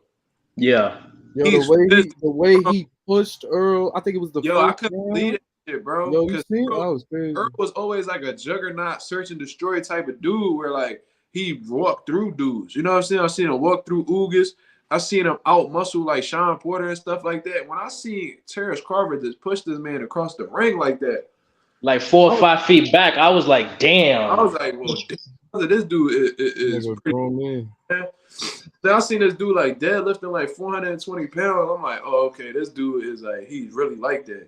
You know what I'm saying? And then on top of that, he's a harder puncher than Earl. That's just what that's a fact too. Yeah. I'm sorry, like how the way I see this man reacting to certain shots, and then I seen Earl hit Bud with a clean shot, and Bud wasn't even phased. I'm like, all right, dude, this dude, so he could take Earl Spencer's clean shots. He's physically stronger. He punches harder. He's faster. His time, he beat Earl to the punch every time. So his timing was better. Yeah. Like what I think Crawford was doing in the first fight, he played a little bit of catch and shoot. Yeah, which that's what he needed to do. He caught Earl. He countered Earl beautifully every time he did that. He would catch it right off. And then if a shot was coming too wide, he'll throw a sure shot and stop Earl right in his tracks. It was just all around. He showed all around that there's nothing Earl could do that will bother Terence Crawford, bro. He was ready for every single scenario. You could tell Terence Crawford been studying that man for years. Yeah. Years. He had his style down packed. He knew he wasn't surprised by anything Earl did. He was ready for every single scenario, bro. And in the way he was blocking the body shots, blocking everything, it was just insane for me to see because I honestly thought Earl would dog walk Crawford. Yeah, I think a lot of people and it was crazy. That performance was so crazy that I know Terence Crawford fans that was surprised that Crawford did that to Earl. There was Crawford fans that thought Crawford would win, but not like that. You know what I'm saying? Yeah. It was overall just like a amazing performance, and I don't think there's anything Earl could really do, especially in one camp, in a quick turnaround like that, bro. Right, and they're supposed to supposedly fight in December. I don't think that's enough time. That's not enough time. Yeah, bro, and that rematch clause is set up for an immediate rematch. Yeah. So he can't take no tune-ups in between. Yep.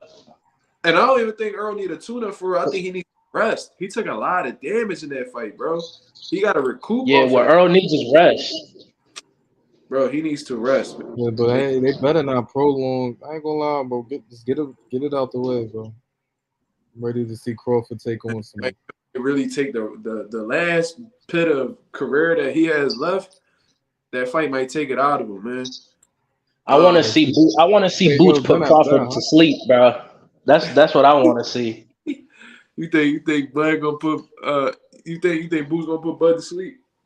Oh, of course, bro. Boots is crazy. Boots is too nasty, bro. Why you think bro, that? The way he switches his stances, the way he could he's just all around a great, amazing fight. I've been seeing these last few years when I got hip to Boots, it's crazy. It's just insane. His skill level is just his IQ is up there, bro. Who Boots fault for you to really jack that? Huh? So who Boots fault for you to really jack that? Jack that. Bro, what? Bro, he just his most recent fight. I mean, I think his last fight he looked like I think personally cool. Like Via cool. In his last fight, he didn't look too crazy. But bro, all his other fights, he watched everybody. What are you saying? What do you mean, man? I'm saying.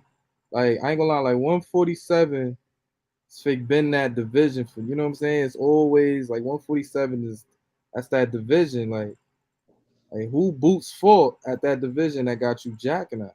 Damn, that bro. Could beat a Crawford. They say you Boots glazing right now. Yeah, you got me on that, but you can really try to put him against whoever, bro. Put him against Thurman. He's cooking Thurman. Yo, Slime, I ain't gonna lie. I'm about to name you just two fighters. I want your opinion on that. All right. You asking me? I'm asking both of y'all. Y'all both get you the Philly guy too. So y'all know you're gonna jack Boots. But I say Keith Thurman. Keith Thurman, what about him? What about against Boots? I just think there's nothing there. Bro. I think Boots will smoke Thurman right now. I think the Boots that fought like Sean Porter and Danny Garcia would have gave Boots a run for his money. But this version of Keith Thurman, man, he's extremely inactive. Just sitting on the shelf, bro, just collecting dust. He practically get hurt in every fight that he be in, man. I seen Mario Barrios hurt him. I seen Pacquiao hurt him several times. How old is Thurman? Thurman got to be like 33, 34. Yeah, I was about to say, he's like 34 right now, bro. Oh, damn, niggas getting old.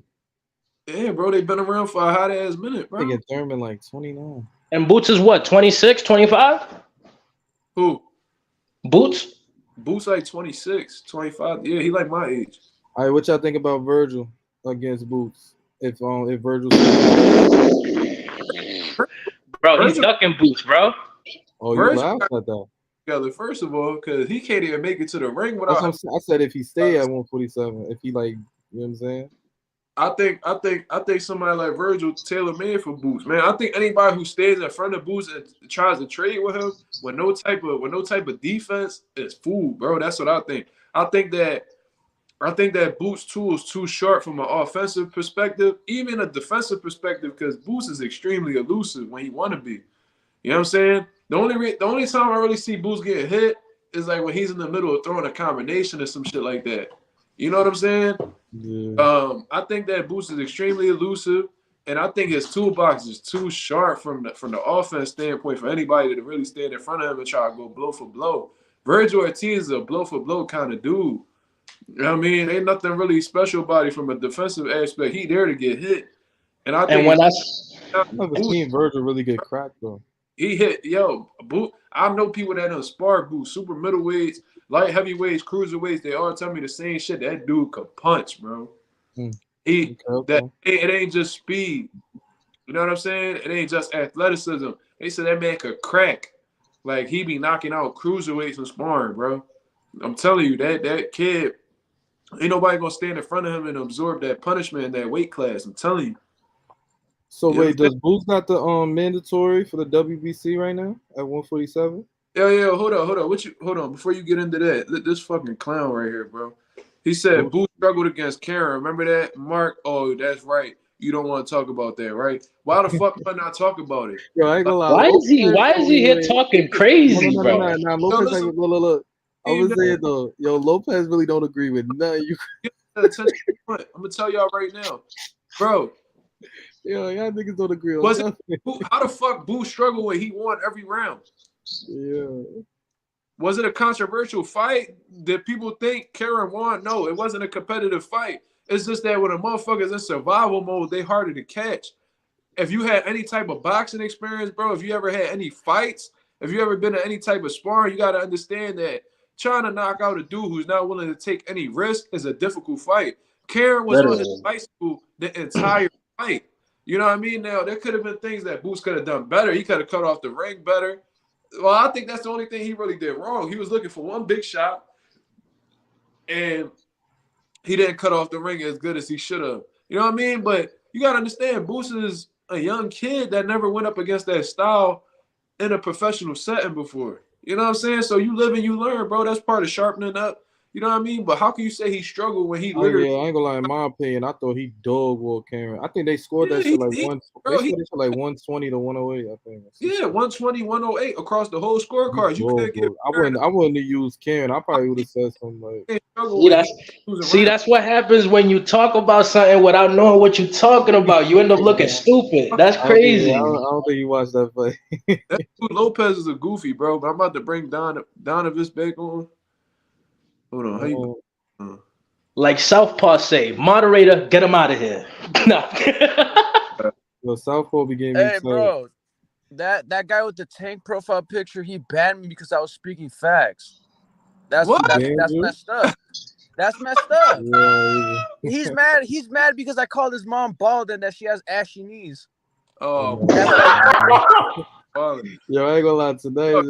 He in his feelings, bro. Yo, 135 going crazy. Yeah, he in his feelings, and he's on Tank's dick.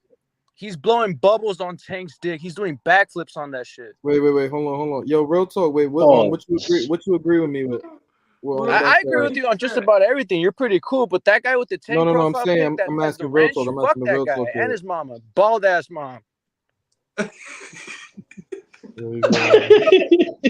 Yo, he's fucking crazy. Yo, real talk. What did he agree with me with? Yo, real talk. You already slapping people with the wrench, man.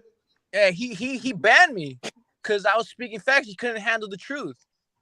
Oh my god, that's funny. He said Tank Mom has got a bald ass head and ashy knees. No, the guy with the tank profile pic, that guy with the wrench. Oh, I'm over here thinking about Tank's mom the whole time. I'm over here dying. Well, That's I crazy. wouldn't doubt that she's bald as fuck too, and that's Nah, that's crazy though. That's crazy though. Yo, Tank and his mom got the same barber. you got an ocean profile. Yeah, bro. Okay, dude. Yeah,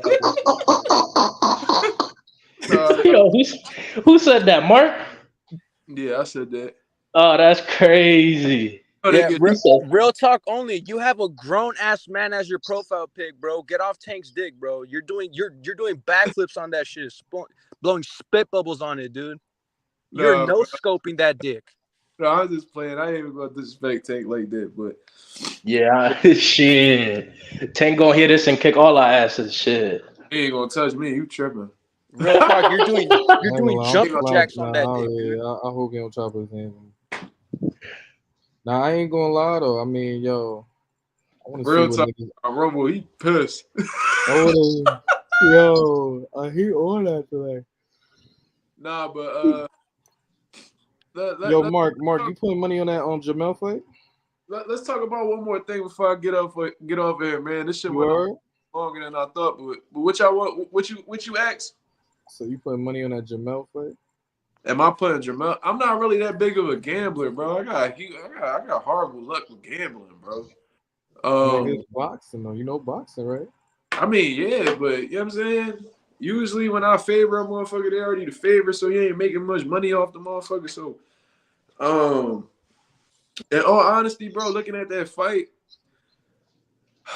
bro, it's an uphill battle for Jamel, man. It seemed like Canelo extremely confident in this fight, bro. Yeah, I ain't gonna lie. Like I ain't never seen Nello on this type of time. Canelo's a confident dude. Don't get it wrong. I think in his head he really believed like he the shit and he could beat anybody. So I'm not really surprised with that. But with Canelo, he seems like he's extremely confident because he said that he wasn't able to perform to the best of his ability in his last couple fights because of his hand injury.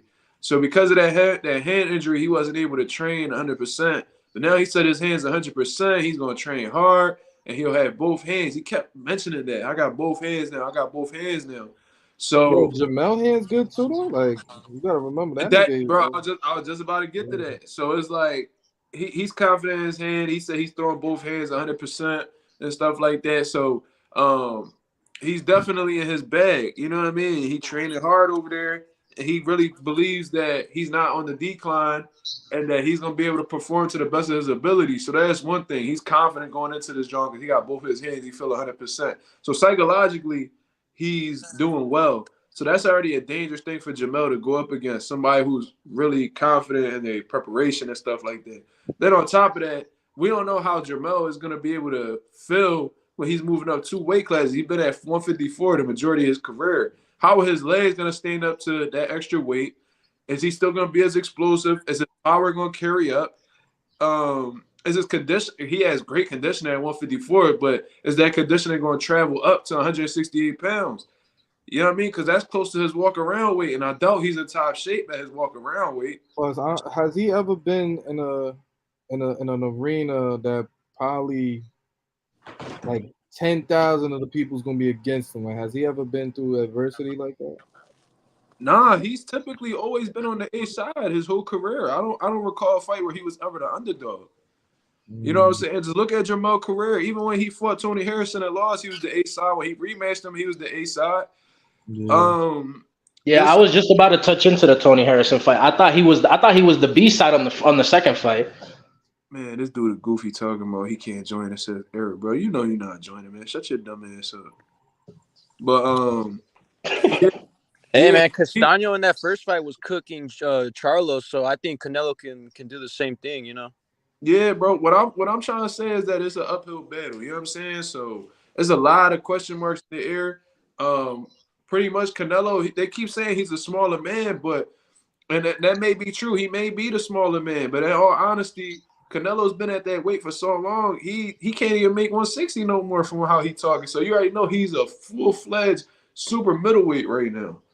You know what I mean? He's a full-fledged super middleweight, and he's shown that he has punch resistance up there. Ain't nobody dropping Canelo. Ain't nobody knocking him out. Ain't nobody even rocking him. I haven't seen that man in days since he fought Miguel Cotto. I ain't see Canelo days. Yeah. You know Yeah, what I'm he saying? took those punches good from Bivol, and Bivol's huge. It's- I Pause. feel like if anybody could rock him, Jermel could really be that guy to rock him. Bro, that's Man. just like wishful thinking, bro. Like I seen Triple G crack this dude straight on the chin, and he like chilling. You know what I'm saying? So, Hey, he tested positive though. who? Canelo on the Triple G fight, no? I mean, yeah, but they fought a couple times afterwards, and he was fine. You know what I mean? So I seen him take big shots from Daniel Jacobs, and it seemed to be okay. It's just that Canelo had he got more questions answered at that weight class than Jermel do. You know what I mean? We gotta just wait and see, man. Is he capable of upsetting Canelo? Yeah, but like just based off of what I'm breaking down and how I'm thinking, it just seemed like it's an extremely tough battle for Jermel to go up against because there's a lot of things that in his head he not even confident of. You know what I'm saying? Is he gonna be able to take a shot from a natural 168 pounder like Canelo? Is he gonna be able to keep his leg? Is his legs gonna be fresh for 12 rounds straight? Is his This shit power could gonna? be a finish. I ain't gonna lie, Mark. I'm thinking about it. That could be a finish. Say that Now again. that you, I said it could be a finish. Like I'm thinking about it. I'm like, yo, Melo could finish. And then Charlo. Jamel likes to stand in front of people. He likes to be the aggressor. He don't like fighting backwards neither. So that could play the Canelo benefit. He don't got to go look for you. Yeah. He don't got to cut off the ring or nothing. You just going to be there the entire time. You know what I mean? Yeah, I think Charlo's gonna try to be more aggressive and get a knockout because I don't think he's gonna Look at like. this movie. This is going to be the last time I He's address not this. he's not knocking out He Melo. said, Mark the type to support Philly even though the fighter is going to lose. Yet they just asked me who Lara and Danny Garcia, and I said Landy Lara will win. I had Earl Spence beating Danny Garcia. You know what I'm saying? So I don't even know what the fuck you talking about, bro. Get off my dick. Yeah. right, he's on your Johnson right now. He Bro, like you, Mark. Wait. Yo, Mark, what was the last topic you was about to you said you wanted to touch on? That boy, I don't know, something wrong with him, bro. I think he like men or something. You what? I had to get him the fuck out of here, bro. I don't like hitting that block button, but he be doing too much. He like a female, bro. Wait, Mark, what was the last topic you said you was gonna touch on? What you mean? You said that you wanted to say something, like talk about something, one last thing. No, I was gonna say I was gonna let y'all be the give me the last question we were gonna talk about, and that was it. Oh, I ain't gonna lie, I got one good one. I say Let's do that, and then we gonna wrap this up. do you think Jamal needs a tune-up before he fight Caleb? Absolutely. I don't know how long it's been since this man last fought. How long has it been? Two Like 2 2 years. years. It's been 2 years. Yeah, 2 Yeah, years. and that was at 160 pounds, and this man been consuming a whole lot of alcohol and been having all these trials and tribulations with his ex-wife and battling for custody of his kids. His wife out here, he getting slapped publicly, and his Yeah, wife. I ain't gonna lie. Let's just say he just got a lot of out-of-ring experience Bro, right he now. got a lot of he fighting a lot of demons right now. He balancing a whole lot of things. And I just think that he personally need to shut out all the negativity, whatever it may be, and just lock himself in the gym and get back. If he's gonna go up to 168, then he definitely need to take some type of tune-up fight where he's able to get back in the mix, get his feet wet, see how the 168 division is holding up. Because in all honesty, bro, middleweight don't really got nothing going on. All the big money fights are at 168, whether it's Benavidez, 160 fake dead. he could definitely about it. dollars off of that Killer Plant fight, even especially with the history they got now. Benavidez is a good fight. Even if he gets in line for that Canelo fight, if he beat Jermel, that'll be a good money fight for him as well. So I think even Demetrius Andre, that's another good fight between them two regarding their history. So I think Andre. What's that dude? Demetrius. I think he about to fight David. yeah, he about to fight David. I think Andre wins. Whoa, I'm not so sure about that, but that's a good. I mean, I hear what you're saying. I hear how he could win, but David, I don't think so. I'm gonna be David honest, defense bro. trash. No, I'm gonna be honest. I don't think nobody beating David right now. bro. You said what, Mark? Why you said Benavidez defense trash? Because all he does is just cover up with like a high guard. He doesn't like move his head or anything like that. Andre is like fast. All right, but But how often do you see him get hit clean though? I think Caleb Plant like the first 4 rounds was hitting him clean, cooking him. I've seen him about Plant is that he gasses out. He's only game for like 4 rounds. Yeah, bro, but it's like I don't be seeing David Benavidez face all mangled after the fight. Like I don't be seeing with cuts and none of that. Like I haven't even seen him cut yet. I think the defense. Man, that nigga hit hard. Let's really talk about it. And his offense is his defense for real. That nigga David punched. Well, I mean, styles make fights, and I think Andrade's style is like really good. Demetrius cold though. He nice. I jack him. That's my bro. I don't even like Benavidez, but bro, the way he throws his flurries, bro. I seen him shoe shine some dude's face, bro. I'm like, yo, bro, this is crazy. I don't think anybody got that. He's my favorite fighter in boxing right now. Him and Ben Rodriguez, my favorite fighters in boxing right now. Oh, so you jack Benavidez? Benavidez is my favorite. Him and Ben Rodriguez are my favorite fighters in boxing right now. Hey, you think Sonny Edwards beats Ben Rodriguez? Fuck no. Sonny Edwards about to get smoked. No. I think Sonny Edwards beats him, bro. They got nothing for that man, bro. He don't got nothing for bro. I'm trying. Realistically, all jokes aside, I'm trying to see Rolly versus Matias. He got better angles. He got a better jab. Come on, bro. Come on. Like you said, Edwards, he got that little slick style. He like the outbox. Bro, this dude don't got nothing for Bam to respect. That man has zero power. He gonna have to box a perfect fight if he want to beat Bam. Bam cut different, man. Bam got everything Sonny Edwards got and more. So well, I mean, Bam thing broke his jaw his last fight, so I don't know how good he is as far as like health. And that shows how much of a dog he is because he still dominated that fight with a broken jaw. We seen dudes with broken jaw quit like Victor Ortiz. You mean Valdez, right? Who? You mean Valdez? No, Valdez continued to fight with a broken jaw. Victor Ortiz got his jaw broken against Josecito Lopez and quit. Wait, who broke Ortiz's jaw? No, it was Maidana who broke his jaw. Was it Maidana? Yeah, it was. So it was Maidana. Okay, so it could have been Maidana that broke his jaw, but Josecito made Victor Ortiz quit. Nah, Smurf, I ain't gonna lie. Wait, hold on. Yo, Smurf. We seen people Smurf, broke and then quit. You know what I'm saying? Ben Rodriguez fought through the entire fight with a broken jaw and still got a clean-cut victory. Gotta respect that, man. He went up against adversity. Who has Sonny Edwards? When does he face adversity? What did he ever have to overcome? Well, I mean, he's the champion, and like not a lot of people want to fight him because of his style. It's like people say it's boring. Guess what? He got a motherfucking fight on his hands, so he better be ready. I think Sonny Edwards. If they fight in the UK, I don't know about the judges, man. Hey, we gonna see, bro. I ain't gonna lie, that's just too low. Like what? And guess what Bam did? Guess what Bam did? He went up 2 weight classes and beat a world champion, and then went back. Yeah, that shit that Jermell doing, he did it. So, and he did it at 20 years old. He's the youngest world champion in boxing right now. Yo, Mark, I got a question, bro. What do you think about Subriel Matias versus Rolly?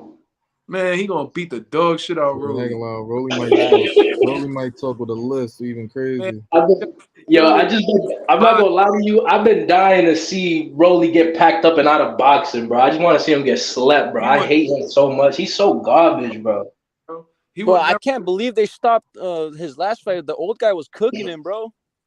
Oh my God! Versus Barroso, I was hot. I was like freaking mad. We were like, "What the fuck?" He was hurting Barroso, but that shit was too early.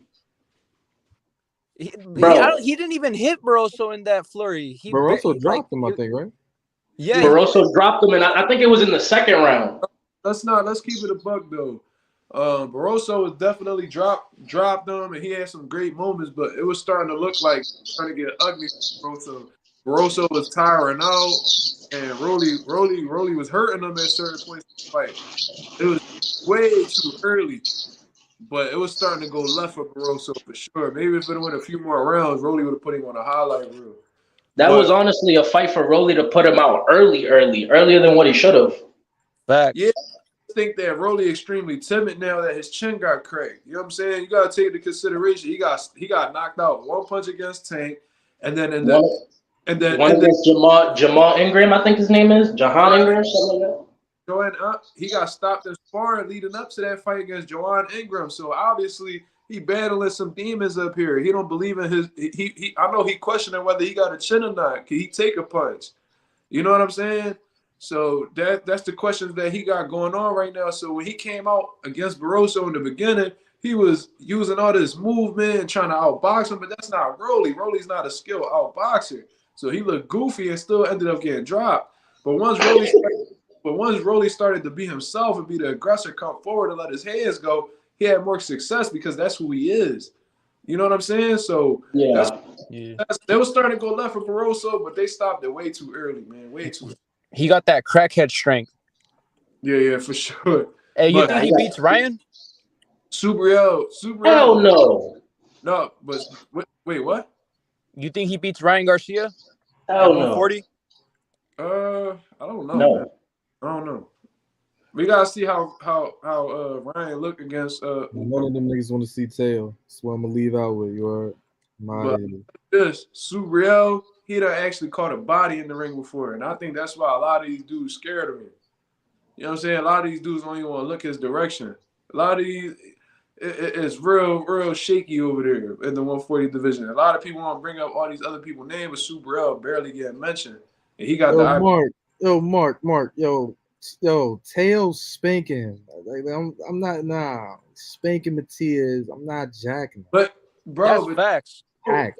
Bro, why y'all keep acting like Teofimo like he beat Josh Taylor? Y'all acting like this dude like can't be fucked with. Then this dude it's like I bet two fights ago, bro. He looked like shit in his bro. He just looked good against Josh Taylor. Bro, he got outboxed by Sandor Martin, bum ass, and then you gotta understand though. The dude went away from his whole game plan with his pops. That's what happened. So, all right, cool. Whatever you saying, cool. But you talking about these low tier guys had their moments against Teofimo, but Subriel can't. Subriel doesn't move his head and he comes forward. Those are the type of guys that Teofimo beats like good. He's good against those type of guys that come forward, no head movement. He just pops. But has Teofimo ever got punched by somebody who punches as hard as Matias though? He's never fought nobody like Subriel. Never. I think Teofimo can beat Matias. Who he fought that put the pressure like him and that's durable and can let his hands go and as explosive as Subriel. Niggas started riding Tail off after that Kambosos shit. I think he was fighting Kambosos with a lung collapse or some shit like that. Like I can't. Like, bro, who knows what life would be like right now if Tail really ain't lose to Kambosos? Like, he was still like you know what I'm saying? Like that's why I think all these little assumptions and like, I don't think nobody want to see Tail. I ain't gonna lie to you. This nigga over here Tank don't want to see Tail. What makes y'all so confident that he beats Matias? Because he just beat Josh Taylor. Didn't Matias get stopped one time? What makes you confident that Matias beat Tail? What makes you confident that Matias beat Tail? Huh? What got you confident that Matias beat Tail? Bro, because I know shit about T.O. that y'all niggas don't know about. This nigga be getting knocked out and sparring every fucking camp. Literally. He's not lying. He ain't lying. Bro, listen, y'all gotta understand. I'm part of this boxing world. Bro, I really be talking to these niggas that be really in camps with these niggas. This nigga T.O. be getting spanked by 126 niggas getting stopped by upcoming 135 niggas. Rayo was having a fucking field day with T.O. every time they sparred. That's why he was getting all this clout. You know what I'm saying? Look what happened to Sparring is different from a real fight, though. Weird bum. Bro, if you getting stopped in sparring, nigga, you not really like that, bro. Keep that shit up. Yeah. All I'm gonna say is this. Jermaine put it on Teofimo in sparring. That's all I'm gonna say too. And Jermaine's like 135, 130. No, this the thing too. It's like Teofimo not even a big puncher at 140. Who he stopped at 140? Besides that first dude he fought, Campas was trash though. Them niggas ass, bro. Who the fuck? Campas is a journeyman, bro. bro. I've seen niggas stand up to T.O. Power that was way smaller than Subriel. Subriel that took bombs, nigga. He's still coming. You know what I'm saying? Come on, man. Bro, Cambosis took bombs from Teofimo. I think he'll have trouble with that pressure, bro. And I think that accumulation will get the T.O. He'll look for a way out, bro. That's what I think. Well, I think Teo performs best against those type of guys that just come forward with no head movement. Those are the type of guys that Teofimo just. Bro, y'all niggas think if a nigga like head movement, they ain't got no defense. You know that head movement is only one form of defense, right? Right. Well, I mean, if Matias doesn't move his head, Teo's gonna move it for him with punches, bro. Who? If Matias doesn't move his head, Teo's gonna move it for him with punches. Max. I'll say Max know the vibes. Damn, just kiss Teofimo. I'll say know the vibes. All right, bro. Y'all niggas entitled to y'all. I ain't gonna lie, Matias. Matias is a different beast, but on Subriel if you want to. But then when Teofimo go against somebody that look like shit again, I'm begging. Oh man, Subriel might have a chance because y'all niggas fickle like that. Right. I don't want to hear no Subriel could get him this time. Nah, I don't want to hear that either. Y'all niggas on that side, stay on that side. But I guarantee you this, T.O. not even gonna look fucking Subriel away. Nah, I'm gonna put it like this. Guarantee that. I'm gonna put it like this. Teofimo's campaign at 140. I think it might stop with Regis' program if Haney don't beat him. Who? Regis? What about him? Versus Teofimo. If Haney don't beat Regis, he's gonna end up fight. I feel like he's gonna end up fighting with Teofimo. It ain't no if. It ain't no if. It ain't no if. Yeah, Regis trash, bro. Yeah, Regis, that nigga's about it. Bro, that's exactly why Devin Haney going after that fight, because he know that shit gonna be easy money and an easy WBC stretch. I ain't gonna lie, yo, he really could go undisputed at one. Like, yo, if you think about it, like, yo, who, Devin? Devin, Who? like, yo, he packed. He packed. He laughing, bro. Packed Rolly. I'm saying, like, he packed Rolly. I agree. Haney's good. Teo gonna be a tough fight. Nah, nigga, no. We not about to do this. This nigga talking about the Cambosis fight was in what? This nigga said Teo only looked bad once for real against Sandor, and Sandor bro, he looked terrible against Cambosis, bro. What are you he looked like shit against Cambosis. Did you not? Talking about, bro? He was fighting Cambosis the whole time. He running in the stretch. Collapse longer from shit. Like, bro, how you even gonna jack that fight? Bro, he had 2 Libyas hanging off his face. What is you talking about? In the Cambosis fight, he had 2 Libyas in his face. I'm gonna tell you this straight up. I bet you any amount of money if Teo fight Cambosis tomorrow, he's spanking him. He's knocking his head off. Fact. I'm only agreeing with you on that because Cambosis looked like garbage last fight. You gotta understand that was even like what? That was Teo undisputed. Like, bro, I bet you he wakes up every day like, yo, I wish I could get that fight again. Like, stop calling Teo undisputed. He was never undisputed at 135. He had a franchise belt. Look, he said he wasn't focused. The man was dealing with his girl. What? Who the fuck cares, nigga? What the fuck? That's his fault. I'm not gonna lie, his girl's kind of mid, bro. Oh, come on, bro. We can't be making excuses for another man, bro. I ain't making excuses about no girl situation. I'm saying on health situation. No, I'm talking about the comment I just seen. Yeah, no, I'm seeing it too. But I'm saying like I ain't even supposed like what's his name? Teo wasn't even supposed to fight that man that night. What is that supposed to mean? He was fighting for the custody of his child in the Taylor fight, and he still whooped ass. What do you mean? I mean that don't got nothing to do with nothing. Yeah. I'm saying health. You saying I'm talking health. I'm not talking custody and all of that. That's different. No. I'm talking about dude right there. I'm talking about dude in the comment. I don't know, bro. Well, speaking of Jack Taylor, I think Jack Catterall beats Matias. Yo, it's true. It's facts. Jack Catterall style. That's perfect. What he say? Y'all niggas disrespect. Yo, I ain't gonna lie. Did he just say Catterall could be Matias? Hell yeah. Jack Catterall got robbed against Taylor. You be having me, then you be Bro, losing me. Nah, I don't know about that. Nah, that's crazy. Nah, Matias will cook Catterall, bro. I'm I don't think sorry. Catterall want you that. are No, he out your won't, bro. fucking mind, bro. Catterall don't want that. I ain't gonna lie. Catterall, Smoke, bro. He You don't gonna want get that. smoked. Catterall gonna leave in helicopter flight mode type shit. That's what was Oh yeah, gonna yo, happen. wait. I ain't gonna lie. Before I get up out of here, yeah, I need to address this. Yo, what's up with this? Yo, first of all, what's his name again? Edwin De Las who? De De La Los Sierra? Santos. Oh, Yo, I that guy. went on his Twitter. That nigga got 300 followers. I'm like, yo, how is he even gonna promote this fight with Core that he wants so bad? Like, yo, you need to go. Yo, go get some straps. Like, go fight. Like, I don't know who that nigga is from a hole in the wall. Like, That's I the had nigga to. who knocked out Ryo, bro. Oh, my son need to keep putting on then. You know what I'm saying? Like, yo, like that nigga Where you want to from, New fight. He York? can't even help promote. That nigga gonna have to depend on Core and Top Rank to sell that shit out. You know what I'm saying? I'm like, bro, you not coming in with. You're not even gonna be able to negotiate even a fucking locker room for that fight. Nigga, like you know Oh what boy, I'm sound like saying? he Like, from Brooklyn. huh? Oh, boy, you sound like you from Brooklyn. You from New York? Yeah, I'm from Brooklyn, downtown. See? That's funny as shit. Yeah, But I'm yeah, like, so yo, that nigga. I'm like, and yo, he pulling up in Newark. I ain't gonna lie, Newark is. Yo, I've been to Newark like twice, man. I ain't gonna lie, I hated that shit. That shit was filthy. I ain't just New pulling up. Jersey deadass stinks, bro. I'm sorry. I ain't pulling up to that shit for no fun. that's That funny. shit.